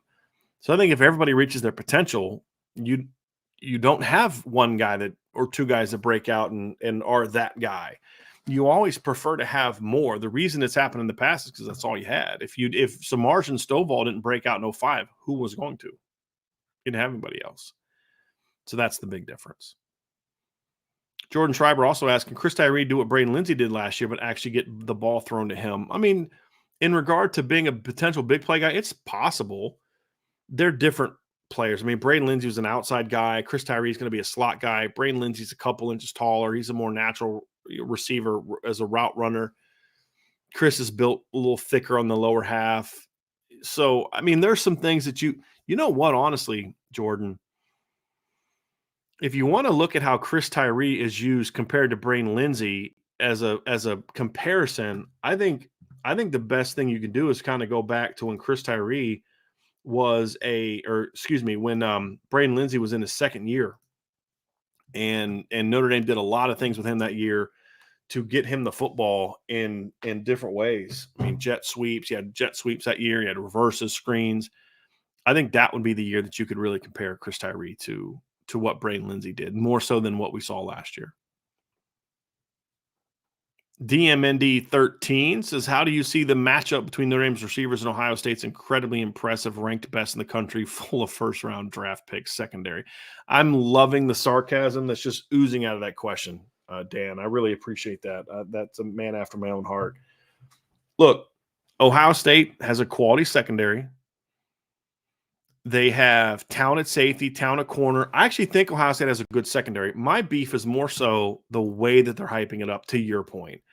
I have seen 3 of their 4. So he's being a bit hyperbolic, but not by much.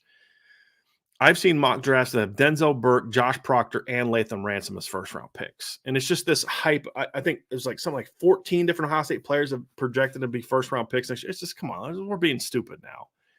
And I don't care if they're the best team in college football and win a championship going undefeated. They're not going to have 14 first-round draft picks next year. Like, let's be serious. But that's the hype that this roster is getting for some strange reason, and I don't quite understand why.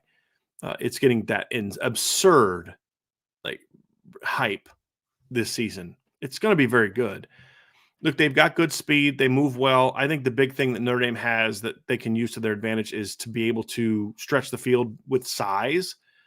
I think what you need to be able to do with Ohio State is when they get in trouble is when you can protect the quarterback and do some sort of post-snap switches, some sort of pre-snap movement that gets them adjusting and talking and those type of things that can then create mistakes. I mean, if you look at the Georgia game and you look at the Michigan game, the big plays that Ohio State gave up were on broken plays. Now, if you're an Ohio State fan or analyst, you're going to look at it and say, that's partly because they're year one of the Jim Knowles defense. They're going to have better answers for those this year, and you'd be correct.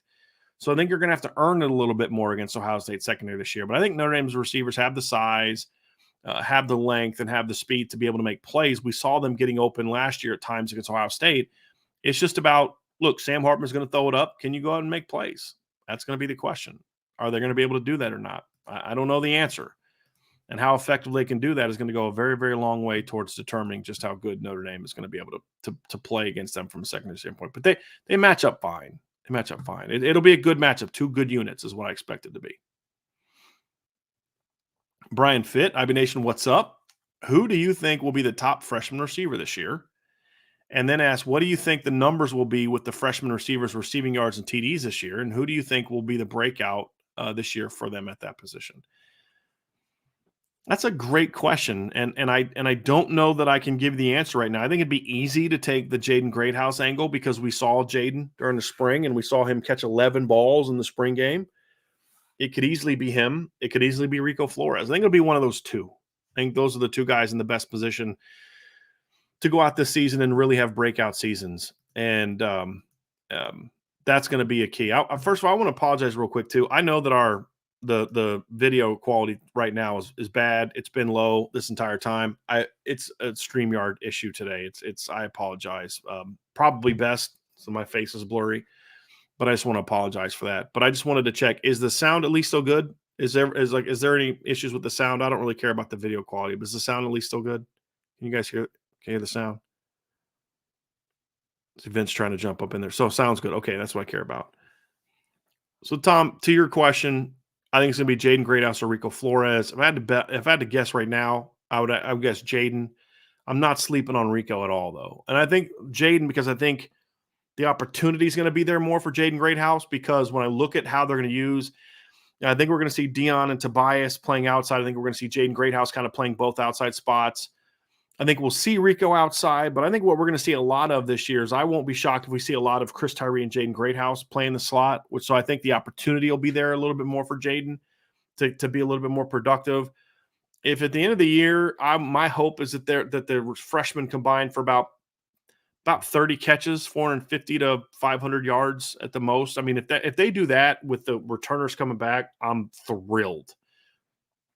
Anything beyond that's just, okay, now you're just being ridiculous. And so, and somebody had a big time breakout season. So that's kind of where I'm looking for it.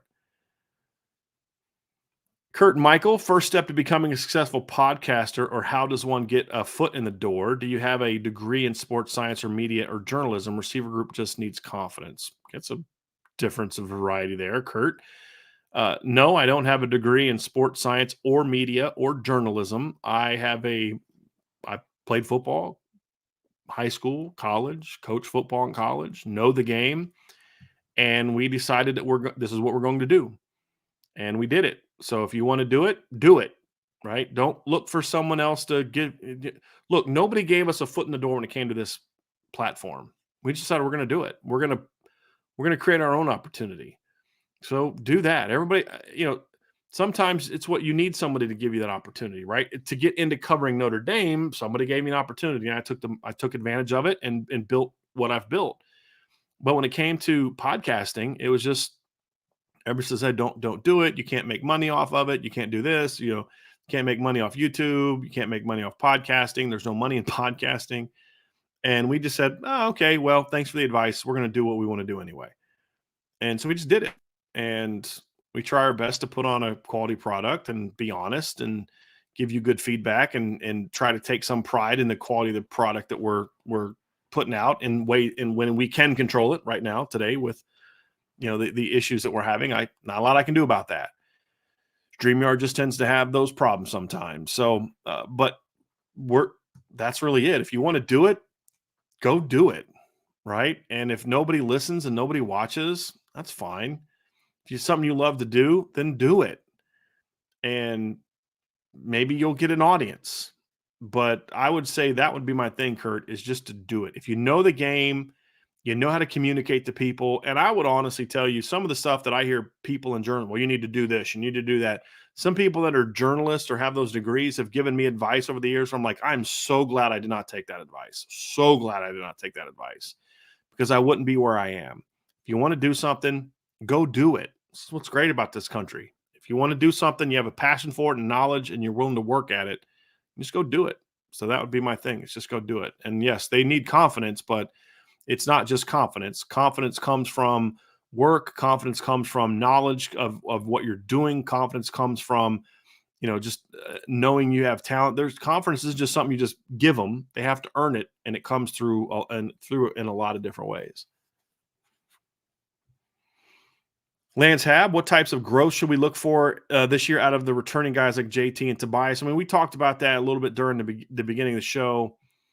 It's just about consistency for Tobias. I mean, JT, it's just build on what you did late last year. I mean, that's really it for Jaden Thomas. It's just, look, you go look at what he did against Navy. He didn't catch a lot of balls against USC, but he was open a lot. He could have caught more balls if the opportunity was there. You look what he did against South Carolina, 5 catches, 66 yards. He was money in that game. He was a good football player down the stretch. It's just keep doing that. I mean, that's really the thing for him. It's just, you're talking about a guy that if he can just produce what he did in the last 4 games, so you're talking about 5, 10, 12 catches in 4 games, that gets him to about 40 catches. If he just repeats the yards that he did the last 4 games, it gets him to 600 yards. So, 39, 40 catches, 614, 615 yards. If you just take kind of his best moments and say, hey, can you just be that guy consistently? He'll be a 40 to 50 catch guy, 600 to 700 yards. And you're looking at him, boy, that's just a steady dude, man. That's what you need to see. It's just steadiness. And with Tobias, the consistency comes from, you're not a steady guy. You're a big play guy, but can you be locked in with your technique and your assignments and play with urgency? I think that's a big thing for me with Tobias when I watch him run routes from last season. The big thing for me is if I was his receivers coach or his, whether it's Chancey Stuckey or someone working with him this offseason, the big thing that I would say to him is like, look, you need to come off the line with greater urgency. We talked about this when we were breaking down, who was it? Nate Roberts the other day. And he comes off the line like, man, I'm running a go run. I am going. He's running a comeback. Come off the line with greater urgency. Get on top. I mean, you want to eat up that cushion as quickly as possible. And sometimes I feel like Tobias gets in these situations where he's just telegraphing a little bit too much, thinking a little bit too much about the technique and about the, hey, I got to lean him this way and I got to do that. And I gotta do all these different things. And it's just like, man, just go. You know what to do. Come off the line fast, attack his leverage, aiming points the outside shoulder, get on his toes, snap your route off, and get where you need to get to. Make sure that you're lined up at the proper distance and just get after it.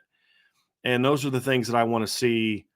I want to see a lot more of from him. If he can play with a greater sense of urgency off the line, he's going to be a lot more productive this season. And I'm hoping that we get a chance to see it. All right.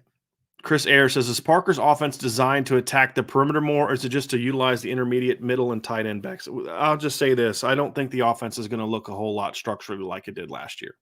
And that's about all I can say right now. I don't want to give too much away, but it's not going to look like last year's offense. It's going to be more aggressive. And we'll just leave it at that.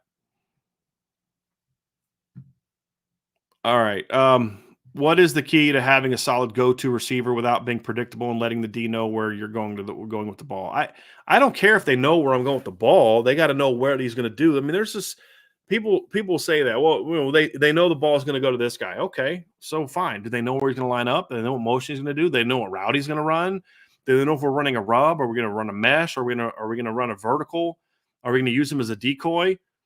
And they can know all they want where they're going to go to the ball, but what are they going to run? This is why I always said, like, if somebody says, are you worried that they're going to give you your playbook? If a team breaks down your entire season of film, they have your playbook, guys.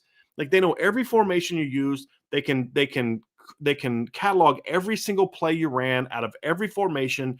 They know all your hash tendencies and your field tendencies and your 11 personnel tendencies and your 12 personnel tendencies, and they can literally design your playbook. But what they may not be able to tell is, what exactly am I going to do in this particular down and distance against this particular look? And can we execute it? And can we do enough to kind of keep you off balance? So you can have my playbook. As long as you don't know, as long as you're not in my headphones, you don't know what I'm going to run right now. And I think that's where a good coordinator knows, I like this stuff on third down, but I also know that they know that I like this on third down. And can I do enough to keep them off balance? I think those are the things that you need to answer in this situation. Katie Keevers asked, do you think we will know after the season if Marcus Freeman has what it takes to lead Notre Dame to a title? Well, I hope, Katie, that we know, because he does. He leads them to one. That would be obviously ideal. But will we know for certainty? No, unless he leads them to a title. Will we know for certain that he doesn't have what it takes? No, not really. I mean, if they have an 8-4 season again, then sure, it'll be concerning, and you'll start to ask questions. But do we know for a fact that he won't be able to do that? No. I mean, if you look at the talent that Brian Kelly wasted in his second year at Notre Dame, I mean, guys, do we remember what Notre Dame had on that team in 2011? Do you guys remember the players Notre Dame had on that team in 2011? I mean, you had Michael Floyd, you had Harrison Smith, you had Jonas Gray, Sear Wood, Theo Riddick, TJ Jones, Tyler Eifert. I'm trying to think of your offensive line. You had Zach Martin, Chris Watt, Braxton Cave. You look at the defense. I already mentioned Harrison Smith. You had Manti Te'o, Robert Blanton, Gary Gray, Darius Fleming, Jamor Slaughter, Lewis Nick, Zeke Mata, Aaron Lynch, Capron Lewis Moore, Stephon Tuitt, Print Shembo, Bennett Jackson, Ethan Johnson, Danny Spahn. That team went freaking 8-5 and lost to South Florida. You lose Harrison Smith, you lose Robert Blanton, you lose Gary Gray, you lose Darius Fleming, you lose Michael Floyd, you lose Jonas Gray, and you go out the next year and you go 12-0. So, yeah, will we know for sure? No. Unless he leads them to a title, no, we won't know for sure. I think we'll get a much better sense of a greater confidence or greater skepticism, Katie. So I think the needle will be moved in one way or the other. I think that's a fair thing to say. But for me to say that we'll know definitively that he can or can't, I think the only way we can know that is one of two ways. They win a title, or they go like 3-9, 4-8, and it's just a dumpster fire. And that's not going to happen. Because if it was going to happen, it would have happened last year, not this year. So, but I think we'll at least have some clarity of, okay, it's trending in a direction, one of those directions. Archer452, resident Ohio State fan, says, with all the recruiting news available, both team specific coverage and national outlets, how would you recommend a regular fan discern what is trustworthy and what should have a grain of salt? Number one is track record. So you're an Ohio State fan. Is there an analyst, for example, that when he puts something out, it tends to be very high percentage to be accurate? And what I mean by that is not someone who I'll hear this. So and so has a 95% success rate on his crystal balls. Okay, well, how many times does he change them? If you tell me he never changes them, I say, okay, well, that's impressive. When does he put them in? He always puts them in a couple days before a kid commits. Then he already knew. That's not impressive to me.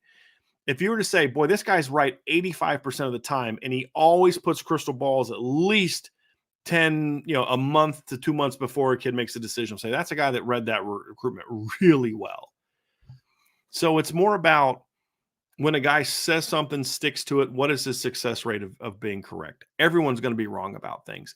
Everyone's going to be wrong about things. And the people who say they aren't are people who kept changing their mind until we all knew what was going to happen. That's like me saying, I knew that Notre Dame was going to beat Michigan State when they were down 38-14.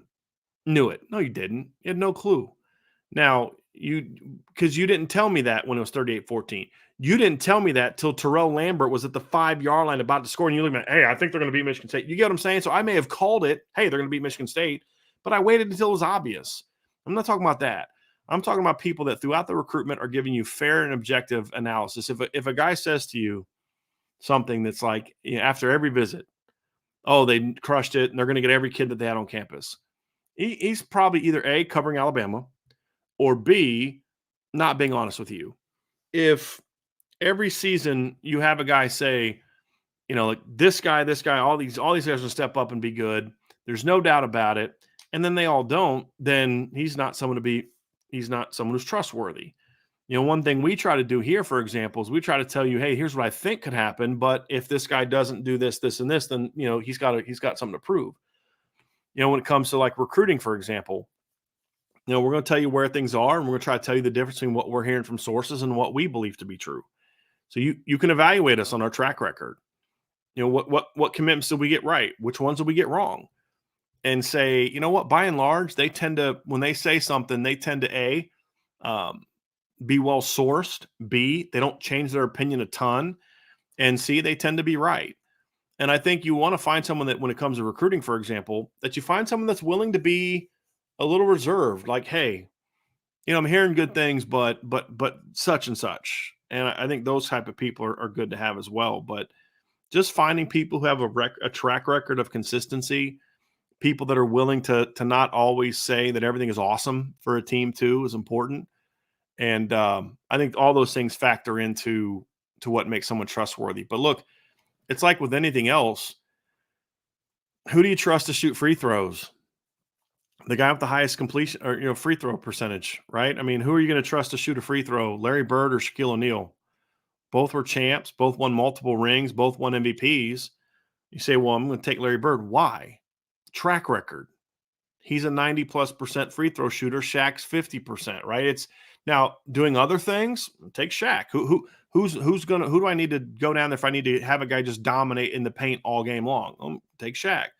Who am I going to take if I need somebody to do something different? I'm going to take Bird, right? But when it comes to that one thing, you look and say, this guy's track record speaks for itself. I think just finding people that way. And then a final thing, a big thing for me is being able to admit them when you're wrong and explain to people why without throwing other people under the bus. Sometimes that's needed. I was lied to by someone I trust. That's on me, but that's what happened. Or, you know what? I got this one wrong. I thought this. I trusted this person. That's on me. I got to own that. I made that mistake. And sometimes you say, look, this is what was being said. This kid lied to everybody, lied to our source. And this is kind of what happened. So I just think consistency, being correct, and being willing to admit when you're wrong are things that I look for in someone who covers teams. Andre Tonsil said, "Love the content about receivers." Thank you, Andre. What is your confidence level on the offensive line play? Scale of 1 to 10, -8. Andre, you're jumping the gun a little bit, my man. We're gonna have an offensive line show here pretty soon, and we'll have that. I think probably in 2 weeks. We'll do a defensive group next week, and then we'll have a. I think offensive line is going to be next.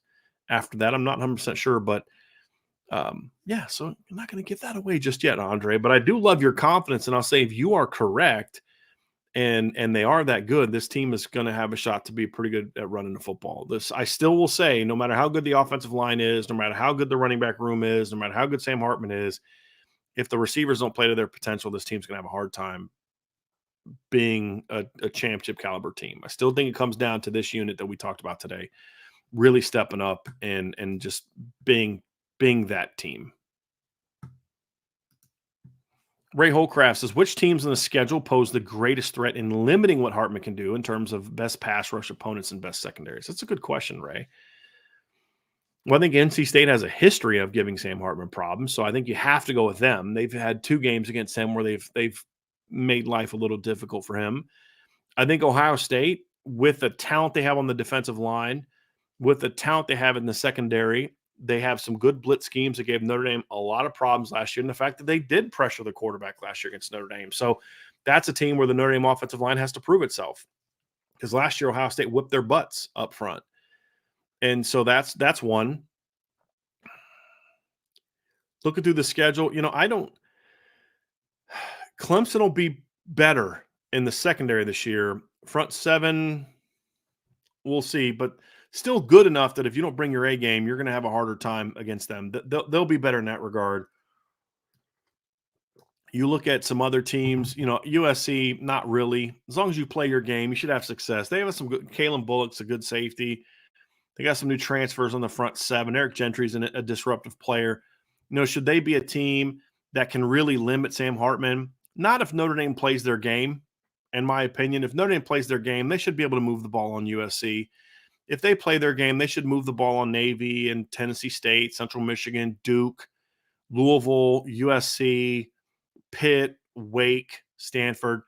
I say the 3 that just pure talent. The 4 that I'll say this, the 4 teams that for me, based on talent, scheme, and matchup that I'm most concerned about from their defensive standpoint chronologically is NC State, Ohio State, Pitt, and Clemson.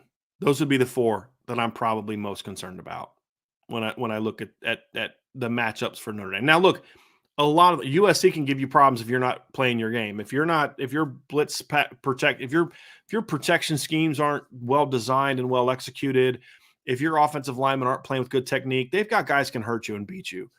They have if you're forcing balls into coverage, USC has guys can hurt you. Duke is a very well coached defense with Coach Elko. And then Tyler Santucci is their young defensive coordinator, who's a Mike Elko protege, was with him at Wake, was with him at Notre Dame, was with him at Texas A&M. So that's a guy that knows what he wants.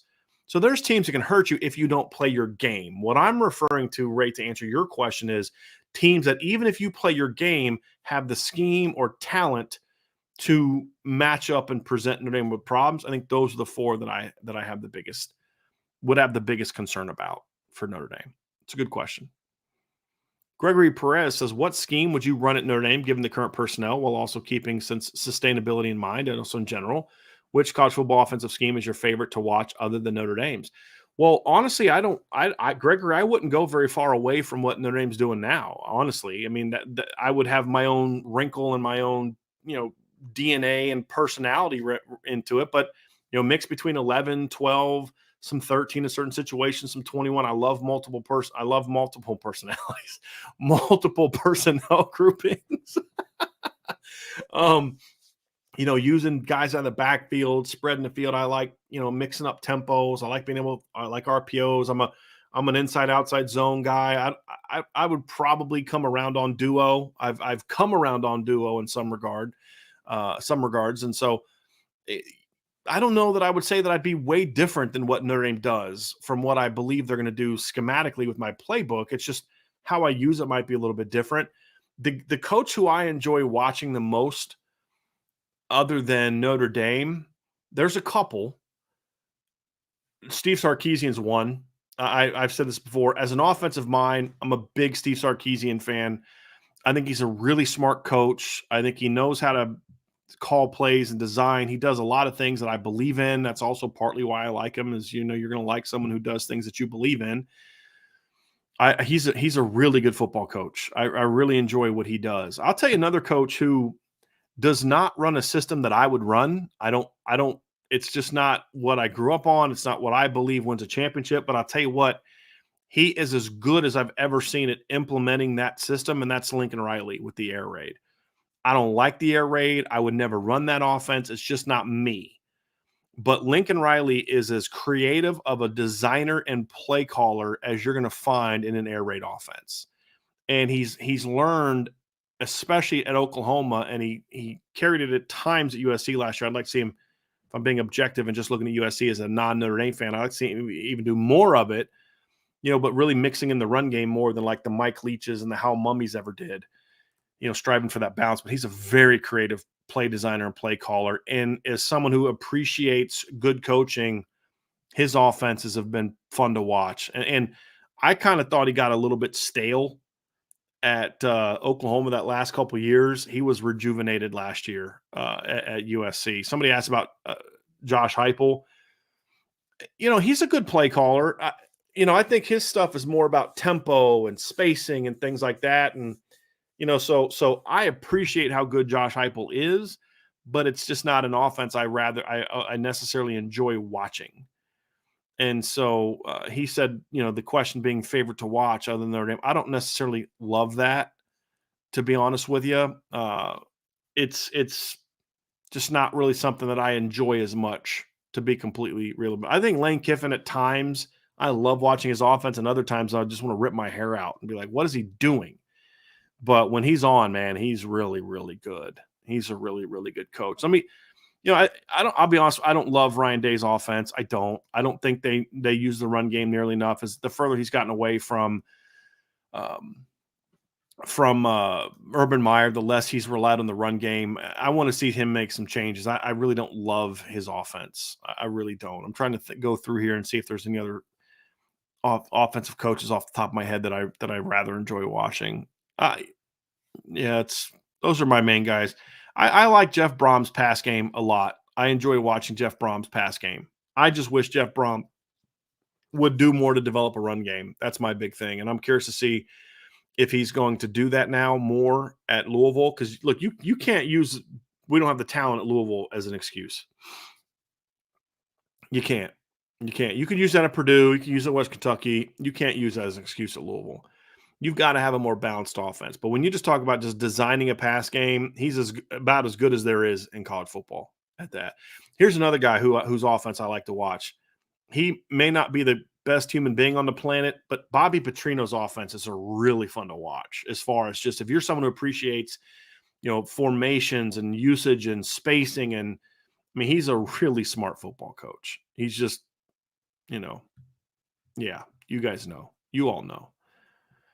Mark Brown, pick an offensive play you would like to run the most in 2023 and name the primary target of that play. You can do one rush and one pass if you like. Well, I mean, my favorite pass play is double post, but the whole beauty of double post is you don't have one guy. It's not one target. It's I'm not a big fan of pass plays that go to one guy. Normally, I like pass concepts that attack defenses a certain way and concepts that can attack multiple looks. And I think double post is as good as there is when it comes to being able to attack just about everything that you're going to see in a modern defense. It can attack 4, it can attack man, it can attack 1, it can attack 3.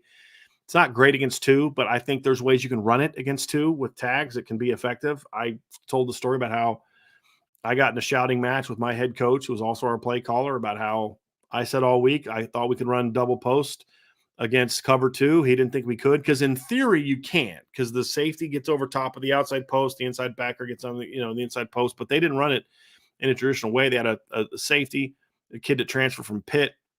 His name was Rob Butler, I believe. Transferred him from Pitt. He was very aggressive, even though he's a cover 2 guy. He would always step down. And I said, look, with Yarden Brantley, who got timed into 4-4 for the Eagles, and that's why they signed him. So we can run this. We argued all game. We finally got to the fourth quarter. And I said, just run it. And can't remember if that was the time he threatened to fire me or told me he would stick a fork in my eye at work, or maybe both. But during that, after the break, we came out after the change of possession came out. In first play, we ran Dolphins double post. He flat footed right at the snap as because what would happen is a cover two is you want to have a pedal by your safety. But what this kid would do is he would flat foot if you attacked him vertically. And that's not proper cover two. That's more cover four. And so even though they were in cover two, I didn't think that they technically executed cover two the right way. So I thought with our speed, we could get over top of it. So we ran double post. Randy comes off right at him. He flat foots for a couple steps, and that's all yard needed to get over top. We bang the post over the top for an 83-yard touchdown, go up 33-20, ball game. So I love double posts. I think you can hit it backside. You can hit it underneath. I mean, we completed so many passes in my career using double posts. And then you get creative with it, right? I mean, we did it in a playoff game one time when I was at Christopher Newport, where we put whenever we would go twins, they would go corners over. I don't see many teams do that now. So we went twins out of 21 personnel, but instead of having our two receivers, we actually put our running back in the slot, had a receiver in the backfield, motioned him out. They went the safety over, and we just hit a fade for a touchdown on it. So we came back to that later. We went corners over, and then we motioned George out to the right.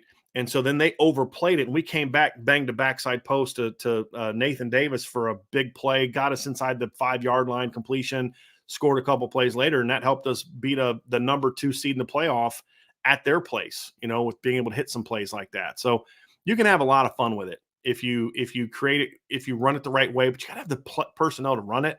And I think having a guy like Jaden Thomas on the inside, he can really effectively work the underneath stuff. He hit an outside throw or outside catch on the double post in the spring game. Tobias can hit that over the top. I think Dion can do that. Tyree can do some things on it. And then you'll scissor it, where you show it, but then you bang that inside guy on an outside. You may post corner it, if a team's playing man and he overbites that post, you get a pump, play action, maybe some max pro, hit that post corner on it.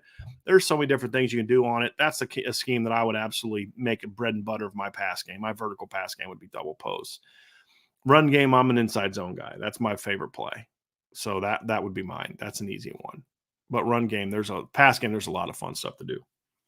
Jim Halloran, does the Notre Dame defense have the potential to be a shutdown defense against the run? Ability to stop the run is first step of being a good to great defense. Brian, in your opinion, in my opinion, Brian, your thoughts. I agree with you. I think, Jim, I don't think you can be an elite defense if you can't be a really, really good run team. And here's the crazy thing about Notre Dame. The last 2 years, and I was talking, actually, this is one of the questions I asked Coach Freeman today, and I'll have it in a story, is when you look at their rush defense, at times the last couple of years, and he started to kind of smirk as I started explaining because he knew where I was going to go with this. There are times where the run defense the last 2 years would go through stretches where it was just outstanding. Either last year, shut down Syracuse. You Stanford, you hold under 100. UNLV gets 146, 70-something of that came on one carry. You shut down Syracuse. You shut down Clemson. You shut down Boston College. Shut down South Carolina. And the sandwich right in between those is the USC game. And then we saw that again in 2021. I mean, where when you look at the Notre Dame rush defense in 2021, there were some moments where, boy, this group was really good stopping the run. And then they just kind of went away from it for a while or struggled. And then 2020, we saw a stretch like this where from Louisville to North Carolina, a stretch of 6 games, Notre Dame held every opponent under 100 yards. And then what do they do the next 2 games? 229 against Syracuse, 219 against Clemson. It's just being able to consistently do it is really the key to being that kind of team. And so things the coach talked about, he's spot on. You've got to be a better tackling team. It's the biggest thing. You got to tackle. Number 2, talked about being more consistent with run fits. I mean, it's really that simple. I don't think that there's necessarily any schematic flaws other than you maybe ask a little too much at times. You've got to be more disruptive with your front. I think that's a big thing that they need to do is you need to have more negative plays. Like, for example, Notre Dame finished 16th last year in sacks, but 38th in tackles for loss. That's a big gap. And what that means is They had a lot of pass game sacks, but not a lot of negatives in the run game. And that's something that's got to get better. So there's areas they can improve. Being disruptive on first down is a biggest part of that, Jim. Can they do it? Yeah, they can do it. They have the talent to do it. Will they scheme it correctly? Will they execute it correctly? Will they do all those things? That I don't know. I really don't know. But they're capable of it. But they got to prove it, right? Jim, I could tell you until I'm blue in the face that they're going to do it. They're going to do it. They've got this. They've got this. They've got this. They've got this. End of the day, they got to go prove it. And that's what we need to see from this football team this year is proving it. The talent's there. Just go prove it. M. Sleep, do you know of a recent team to have a top 5 QB drafted? Then the following year, the team QB play got better overall? Trying to convince myself there's no way Ohio State will be better this season. Well, I've seen it. It's usually about, are you better because you're a more balanced football team? And I mean, I could tell you that there's no way Ohio State's going to be better this year, but I'd be lying to you. Will they be as dynamic throwing the football? I don't think so. But the reality is, look, man, I mean, I think their defense is going to be better. I think they're going to run the ball. They should run the ball more this year. They're going to be loaded at receiver. It just depends on what you have coming back. I mean, that's really what it comes down to is what do you have coming back? I mean, it's not often, but here's an example. Tua Tagovailoa is a top 5 pick in 2020 draft, and they come out the next year, and they're even better on offense. Now, they were still pretty good the year before, but they were even better in big games because Mac Jones could just get the ball where it needed to go. I mean, we've seen it. That's probably the most recent example of that. So, I mean, what I would say to you is stop being afraid of the other team. It's like somebody said this on a board, and it frustrates me a little bit. Should I be worried that if, Ohio State struggles and Notre Dame is great, that I should be worried about losing Marcus Smith? Stop worrying about things you have no control over, number one. And stop assuming something bad is going to happen. Ohio State could be better this year, and Notre Dame could beat them. That's possible. And so I don't want Ohio State to take a step back. I don't want to beat Ohio State because they weren't as good as they've been. It's like beating – did you enjoy beating Clemson this year? Yeah, I did. I'm sure you did too. But did it feel the same as it would have beaten them in the playoff in 2018? No. Because, A, it wasn't a playoff game, but 2, they're not as good as they were back then. So I want Ohio State to be every bit as good as they were last year and the year before that and the year before that. And I still want to beat them because I'm not afraid of Ohio State. And Notre Dame players and coaches need to have that mentality of, I don't care who you are, we're Notre Dame. And Notre Dame fans need to stop being this way too, where you're hoping this guy gets hurt or hoping this team isn't as good or hoping that that's not as good because then we can beat them. Screw that. Go beat them. You should have beat them last year with C.J. Stroud. You played bad on offense and still had a lead for longer in that game than Ohio State led you. Now it's your place. Go beat them and and hope that they're as good as they've been because it makes that win so much sweeter. But let's say Ohio State loses 3 games next year and they're not as good. They're 9-3. Does that win really move the needle as much as it would if you beat them? You beat their butts on September 23rd and then they run the table. You say, you know what? That wasn't a fluky game because we whooped your butts. That's what I want to see happen. I don't want to see some depleted version of Ohio State fall victim to Notre Dame. That doesn't mean anything to me. I want to beat them at their best. That's what Notre Dame is all about. Notre Dame didn't beat a depleted Miami team in 88. They beat a team that had won 30-something straight games. They didn't depleted a not as good Florida State team in 93. They whooped that Florida State team that was Bobby Bowden's first national champion, and Notre Dame whooped their freaking butts for 60 minutes. That's what I want Notre Dame to be. I don't want them to be the depleted, watered-down version of what they were. I just don't. I want to see them whoop a team that's really, really good. Somebody said this, Jim Engels, knocking off Clemson in 2020 at home was pretty sweet. I didn't. I mean, it was a great win, but if we're being honest, it wasn't as big of a win because they didn't have Trevor Lawrence. They didn't have Tyler Davis. That was not a great Clemson team then. When you got healthy Clemson a month later, they kicked your butt. That's the reality of it. I want Ohio State to be one of the 3 or 4 best teams in the country. I want them to be the best version of themselves, and I want to kick their butts. That's what you should want. If you're an Ohio State fan, I don't want Michigan to come into that game injured. No, I want you healthy. I want you to have no excuses because when we kick your butt, on your own field, you're going to realize that last couple of years was a mirage. You got your hopes up. We're going to go back to dominating the series, and then vice versa. And that's where I want Notre Dame to be. I understand where you're coming from, M. Sleep, but I'm just not wired that way. I don't want to beat a watered down version of this team. I don't want to beat USC this year because Caleb Williams sprained his ankle the week before. I want them healthy at their best, and I want to kick their butts. That's what I want to have happen.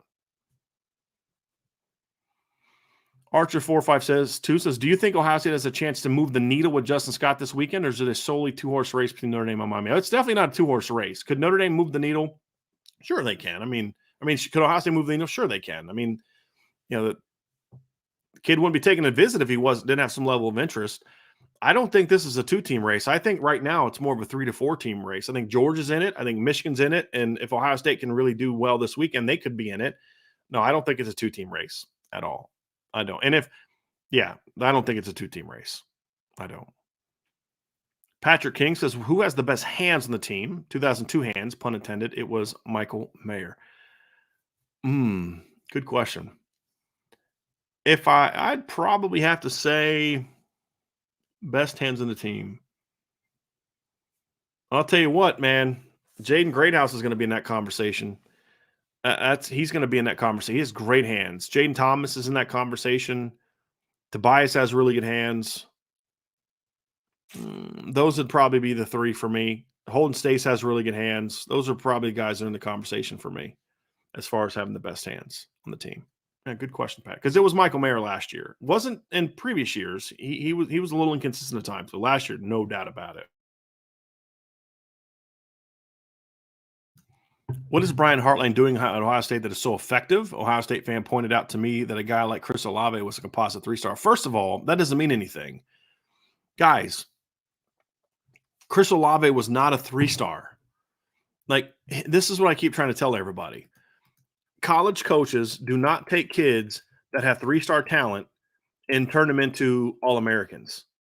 Does not happen. What they do is they take kids that had the talent to be great, and they get the most out of those players. That's what they do. And that's what Brian Hartline did. He was a good evaluator. Him and the staff are good evaluators. They could see in Chris Olave what he could be, which was harder because he was a 3-star kid. And then they could look at Garrett Wilson and see that he was that guy, and he was a 5-star, I believe. It's about finding talent and then doing what you need to do as a coach to maximize that talent. Some of Ohio State's best players have been highly ranked guys. Some of their best players have also been lower ranked guys. Devin Smith was not a super highly ranked player coming out of high school.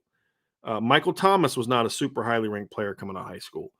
Chris Olave was not a super highly ranked player coming out of high school. Marvin Harrison was. Jackson Smith-Njigba was. Garrett Wilson was. So it's just about looking for talent, looking for traits, and then finding that talent and coaching the heck out of it. I can promise you that because I had these conversations with Mike Elston. Mike Elston was not at all surprised that Isaiah Foskey turned into what he was. Not at all, because they saw that talent. They knew why he wasn't that guy in high school, but they felt that they could get that out of him. And so he became that. I promise you that Mike Elko and Clark Lee were not surprised by what Jeremiah Owusu turned into. They thought that, and they expressed that when they signed him.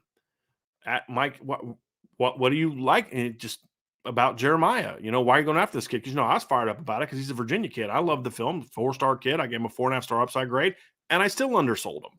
Actually, you could argue with where he was drafted, but in college, he was definitely a top 30 football player, in my opinion, his last year. But even before Jeremiah did anything, man, this kid's explosive. He's this, he's that. And you could see it. They saw that ability. And so they don't care about the rankings.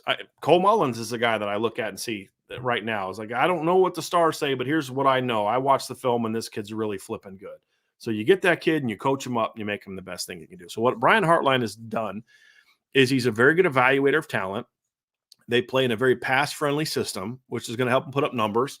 And he's a very good teacher of the position. He knows how to teach kids how to get open, how to use their hands, how to use spacing, how to use leverage to win at the top end, how to break off routes a certain way. He's very good at teaching that position. And so when you identify talented players, whether they're highly ranked guys like Jackson Smith and Jigba or Marvin Harrison or Garrett Wilson, or lower ranked guys like Chris Olave, and this is before Brian Hartline with Michael Thomas and Devin Smith, it doesn't matter, man. Find talent and coach that talent up, get the most out of them. That's what he's done, and that's what Harry Heastand did. Some of Harry Heastand's first round picks were highly ranked guys, like Quentin Nelson was a 5-star by Rivals.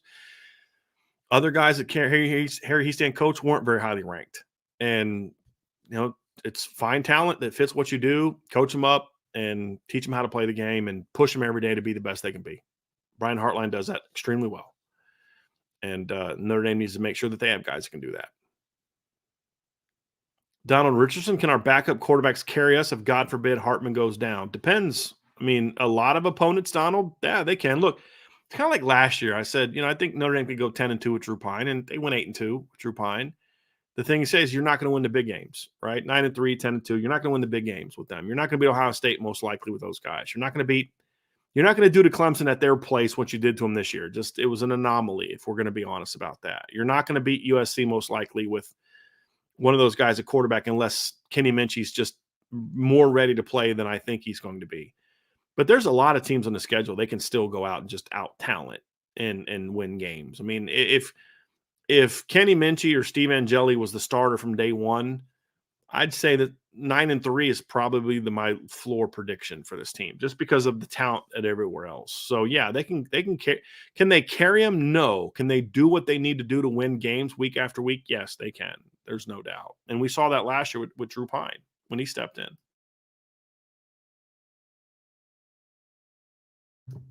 Brian Fitz says, I know you mentioned I know earlier you mentioned Jane Thomas being the main wide receiver. What do you think his final numbers and will be touchdowns, receiving yards? I kind of went over this earlier. I said probably 40 to 50 catches, 600 to 700 yards, touchdowns. I don't know. And I didn't say he's going to be the main receiver. I said he's the most trusted guy right now. He's the guy that you have the most confidence in. I don't know that he's going to be the main receiver. I didn't make that prediction. I just want to make sure that we're clear. I didn't make that prediction. I said he's the guy that right now I have the most confidence in on the receiving core. I could see Tobias being their best receiver. I could see Dion being that guy. But right now I have the most faith that I know what Jaden can do. And I know that his floor is higher and right now for this season. Will his ceiling be as high? That we don't know. Chief Brody with Super Chat. Thank you, sir. Thoughts on Indy's poor New York 6 BCS record since 93? It bothers me a bit. The teams that have won since then make you wonder how Notre Dame hasn't even lucked one. I don't spend a lot of time on that. I mean, look, in most of those games, they were playing better teams, that as far as I can remember. I mean, when they played Colorado in 94 in the Fiesta Bowl, that was wasn't Notre Dame like 6-5-1 that year? Like, no business being that game. And they played Oregon State after the 99 or 2000 season. Oregon State was a better team than they were. I mean, Alabama in 2020 was better than they were. 2012, they were better. Ohio State in 15, they were better. The only one that really bothers me is the Oklahoma State the Fiesta Bowl against Oklahoma State. That's the one that pisses me off, because you were the better team. You had the more talent. You should have won that game. You jumped on them 28-7. That's the one that really bothers me. But thoughts on it? I don't think about it a whole lot, honestly, guys. Especially lately, I'm really trying to. I've really worked a lot, on prayer and a lot of things, to just try to be focused more on positive things. Right? What can I control? I can't change history. I wish I had a DeLorean. Trust me, I wish I had a DeLorean. I don't. I can't change what's happened. I can only control and focus on what's in front. And that's where my focus is on. But yeah, I mean, it'd be nice to get the streak over with. It's not like I'm aware of it. I know it's problematic, but dwelling on, the record, I just, it is what it is. So yeah. And I think Notre Dame's had multiple teams capable of winning a title, but they just didn't get it done. So yeah, that part's frustrating, especially the 15 team. But hey, look, I can't change it. Can only focus on moving forward and being the best you can be. Archer452, what is your take on Florida's recent recruiting success up to number 3 in 2024? Do you think they can hold that class together if they have another down year? No, I don't think they can hold that class together. I don't. I'm sorry. I know that they're the hot team and all that kind of stuff, but if they go 5-7, 6-6, no, they won't hold that they won't hold that together, in my opinion. But yeah, I mean, look, defensively, they're hot. They already had a good quarterback in the class, and DJ Lagway. I think Florida, and I'll tell you what, like looking at it, Florida practically, one of the things that Florida's been lacking in recent years, where they just haven't been as good as they have in the past, is they used to be a really good front seven team, like really good. And they've really struggled in recruiting both of those areas. So to go out and get, we talked about this with somebody the other day, or buddy earlier today. I mean, you're talking about, in my opinion, Miles Graham, who some people have as a 5-star. I don't think he is your second or third best linebacker. I think Aaron Childs is their best linebacker. I love Darius Hayes. You got Miles Graham. You got Jamonte Waller is going to be a guy that's probably going to rush off the edge, a quarterback. You've got some big boys up the middle. They're loading up on defensive front seven guys, and that's needed so bad for Florida. So I hope they can hold it together. Like, look, I've said this before. It's good when teams like Florida State, Miami are winning and recruiting well, because they're going to start taking guys, a guy here, a guy there from Bama, from LSU, from Georgia, from Clemson, and that helps Notre Dame. Just like Michigan being good helps Notre Dame, because, I mean, yeah, you might lose some guys to them, but you're still going to beat them in recruiting. You can still recruit the entire country, but they're going to battle Ohio State. Michigan and Ohio State are battling a lot more for kids than Notre Dame and Michigan are battling for kids. Michigan, Penn State and Ohio State are battling for more kids than Notre Dame and Ohio State are. And so it's good when those things are happening, in my opinion, because it brings those top teams down a little bit, because those other teams are having success. So I hope it sticks. I do hope they stay in those classes. I do. I hope they keep it together. I just don't think that they will. All right, we got another combo one here from Andrew Gilmore. Is the Texas A&M coaching staff the craziest staff ever? You got Jimbo, Petrino, Durkin, Adazio. Man, you are not wrong. Let me see. I know Vince is. I'm just pulling the coaching staff up here real quick, because I want to be able to look at it. And then what's the second part of that one, Vince? In choosing from current coaches, filling out all staff positions as well as head coach, what would be the very worst coach staff ever? The coaching staff from hell. Let me look at Texas A&M's coaching staff, because it may be that, to be honest with you. So let's see here. You got Jimbo, DJ Durkin, not a fan. Bobby Petrino, James Coley, Steve Adazio. Yeah, that might be it. That might be one of the worst. I mean, honestly, coaching staff from hell, just any staff with Brian Van Gorder on it. I mean, here'd be one if you want to talk about Notre Dame, talking about coaching staff from hell. I got Charlie Molnar as my offensive coordinator, quarterbacks coach. I got Archie Denton as my running backs coach. I've got Brian Van Gorder as my defensive coordinator. I've got Terry Joseph coaching safeties. I got Brian Polian as my special teams coach. I've got John Latina coaching my Jeff Quinn coaching my offensive line. We got Scott Booker coaching my tight ends. Oh boy, I'd have to think. I'm thinking Van Gorder's my linebackers coach, my D-line coach. I'd have to think about that one for a minute. That's a more interesting one. I have to think about that one. But yeah, that pretty much would be it. It's those kind of guys. It would be it'd be very sad, very, very sad time to be covering Notre Dame. But yeah, that Texas A&M one, boy, that's a toxic coaching staff right there, man. Adazio and DJ and Petrino, good Lord. I cannot wait to hear the stories about how Adazio and Bobby Petrino get along together. Good Lord. That's going to be interesting. David Prevo asks, who was the most potential for a breakout season at linebacker this year? Do you think we will be more athletic as an overall group compared to last year? I don't know if I'd say that they are going to be more athletic, because it's mostly the same dudes. I think they're going to be more certain of what they're doing. Look, I've said this a bunch of times, and I'm either going to be proven right or wrong here in the next few months, but I don't think Notre Dame's problem last year was a lack of athleticism. I think their problem last year was a lack of assignment correctness and a lack of playing to their top speed, because there was so much uncertainty about who they were and what they were going to do, and just a lot of different aspects along those lines. Just playing to their full potential. If they can get those guys to play to their potential, their defense is going to be good. Breakout season, J.D. Bertrand have a chance. If you use Jack Kaiser correctly, I think he could be a breakout guy. J.D. Bertrand's my most obvious one. I thought he was pretty good last year for most of the season. I just want to see him kind of put it all together and just do it more consistently. I mean, guys got 200 tackles the last 2 years. So stop getting ejected, number one. And I think he'll have a chance to be a good football player this year, a very productive football player this year. Andrew Gilmore says, "How do you cover Harrison? He almost single-handedly beat Georgia, but he didn't. I mean, that's the thing. So how do you handle him? Well, number one, I've said this before. I don't think Georgia has a very good secondary. I just don't. How do you handle them? I mean, number one, you have corners that are good football players. I mean, he had his third or fourth lowest production of the season against Notre Dame last year, 5 catches for 56 yards. Number one, you have to understand he's going to get he's going to get catches, he's going to have yards. You have to make sure that you are forcing the ball outside, number one, not letting him. A lot of what Ohio State does is in stuff. It's breaking in stuff. So what you want to try to do as much as you can is try to beat him to spots and try to leverage in a way to where you're forcing the ball to be thrown to the outside routes, not on in-breaking stuff as best you can. It's about trusting your defensive backs to do their job. It's about making sure that you're trying as best you can to have a safety to be able to help as much as possible.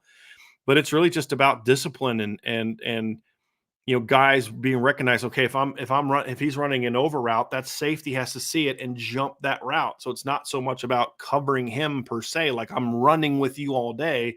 It's about being smart, and we're going to do things where when you see him coming here, you've got to come down here, and then you've got to trust your receivers that if your safety's jumping that, your corners, that if the safety's jumping that I'm trusting that Benjamin Morrison and Cam Hart, whoever that outside receiver is going to protect the post, because they're going to start seeing that and kind of go over the top. So it's just about being disciplined, knowing when to give your outside receivers help. I think Ohio State's going to move him around a lot more this year, which I would anticipate. But honestly, the biggest thing on how you defend Marvin Harrison is get to the quarterback. I mean, if he can't throw it, he can't beat you with it. And so that's my big thing. I mean, Notre Dame played some really good receivers last year, and none of them took games over. Zay Flowers, right? Jordan Addison, Marvin Harrison, Josh Downs, excuse me. I mean, Notre Dame last year played some really good wideouts, and none of them took over games. So they had a good plan. It just comes down to you got to tackle better. You've got to limit the big plays more effectively and just kind of go about it that way. Next question from Archer452. What do you think about the 2025 quarterback reclassifying to 2023 and enrolling in Ole Miss now, seeing as he should be going into his junior year of high school? I can't see him physically being developed enough. Okay, so as I've read more into this, Archer, it's a little bit less, oh, wow, that's impressive. So number one, he's homeschooled. I have no problem with homeschooling. It's just you always have to understand that there may be some differences there on curriculum or who's doing the grading or whatever the case may be. And the other thing I believe I read that he's going to be 18 in November. So he's not the same age as your typical sophomore. So he's a little older than we anticipated. And so it sounds like, honestly, Archer, that he should have been a 24 kid anyway, and he's just reclassifying to 23. That's really the key. That's really what from what I'm reading, it sounds like that's probably more likely. He's not a 16-year-old jump into his senior year. Because I had the same thought you did at first. I'm like, wow, look, I'm sure the kid's really smart and all that, but is he physically and emotionally and mature wise, going to be a guy that's going to go out there and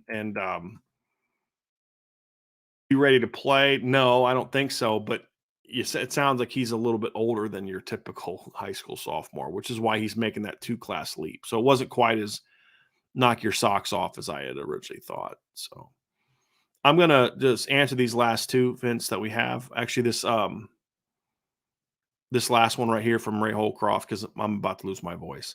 So Ray asks, how much impact does the Knowles complex defense have in the second year at Ohio State? Does it take more time to fully implement his schemes? Your opinion? Do his current players fit what he wants to do? Some of them do. Some of them do. I think his linebackers fit pretty well, which is why they had big jumps last year. I think some of his linemen do. I think Jim Knowles likes a little bit twitchier edge rusher. If you think to some of the defenses he had in the past, you look at like the Chris Rumps that they had at Duke. You think of the Martin kid they had at Oklahoma State, the little twitchier edge rusher that can drop. They're more bigger power edge rushers, so I don't know if that's necessarily what he would ideally want, but they're still very good players that can make a lot of plays.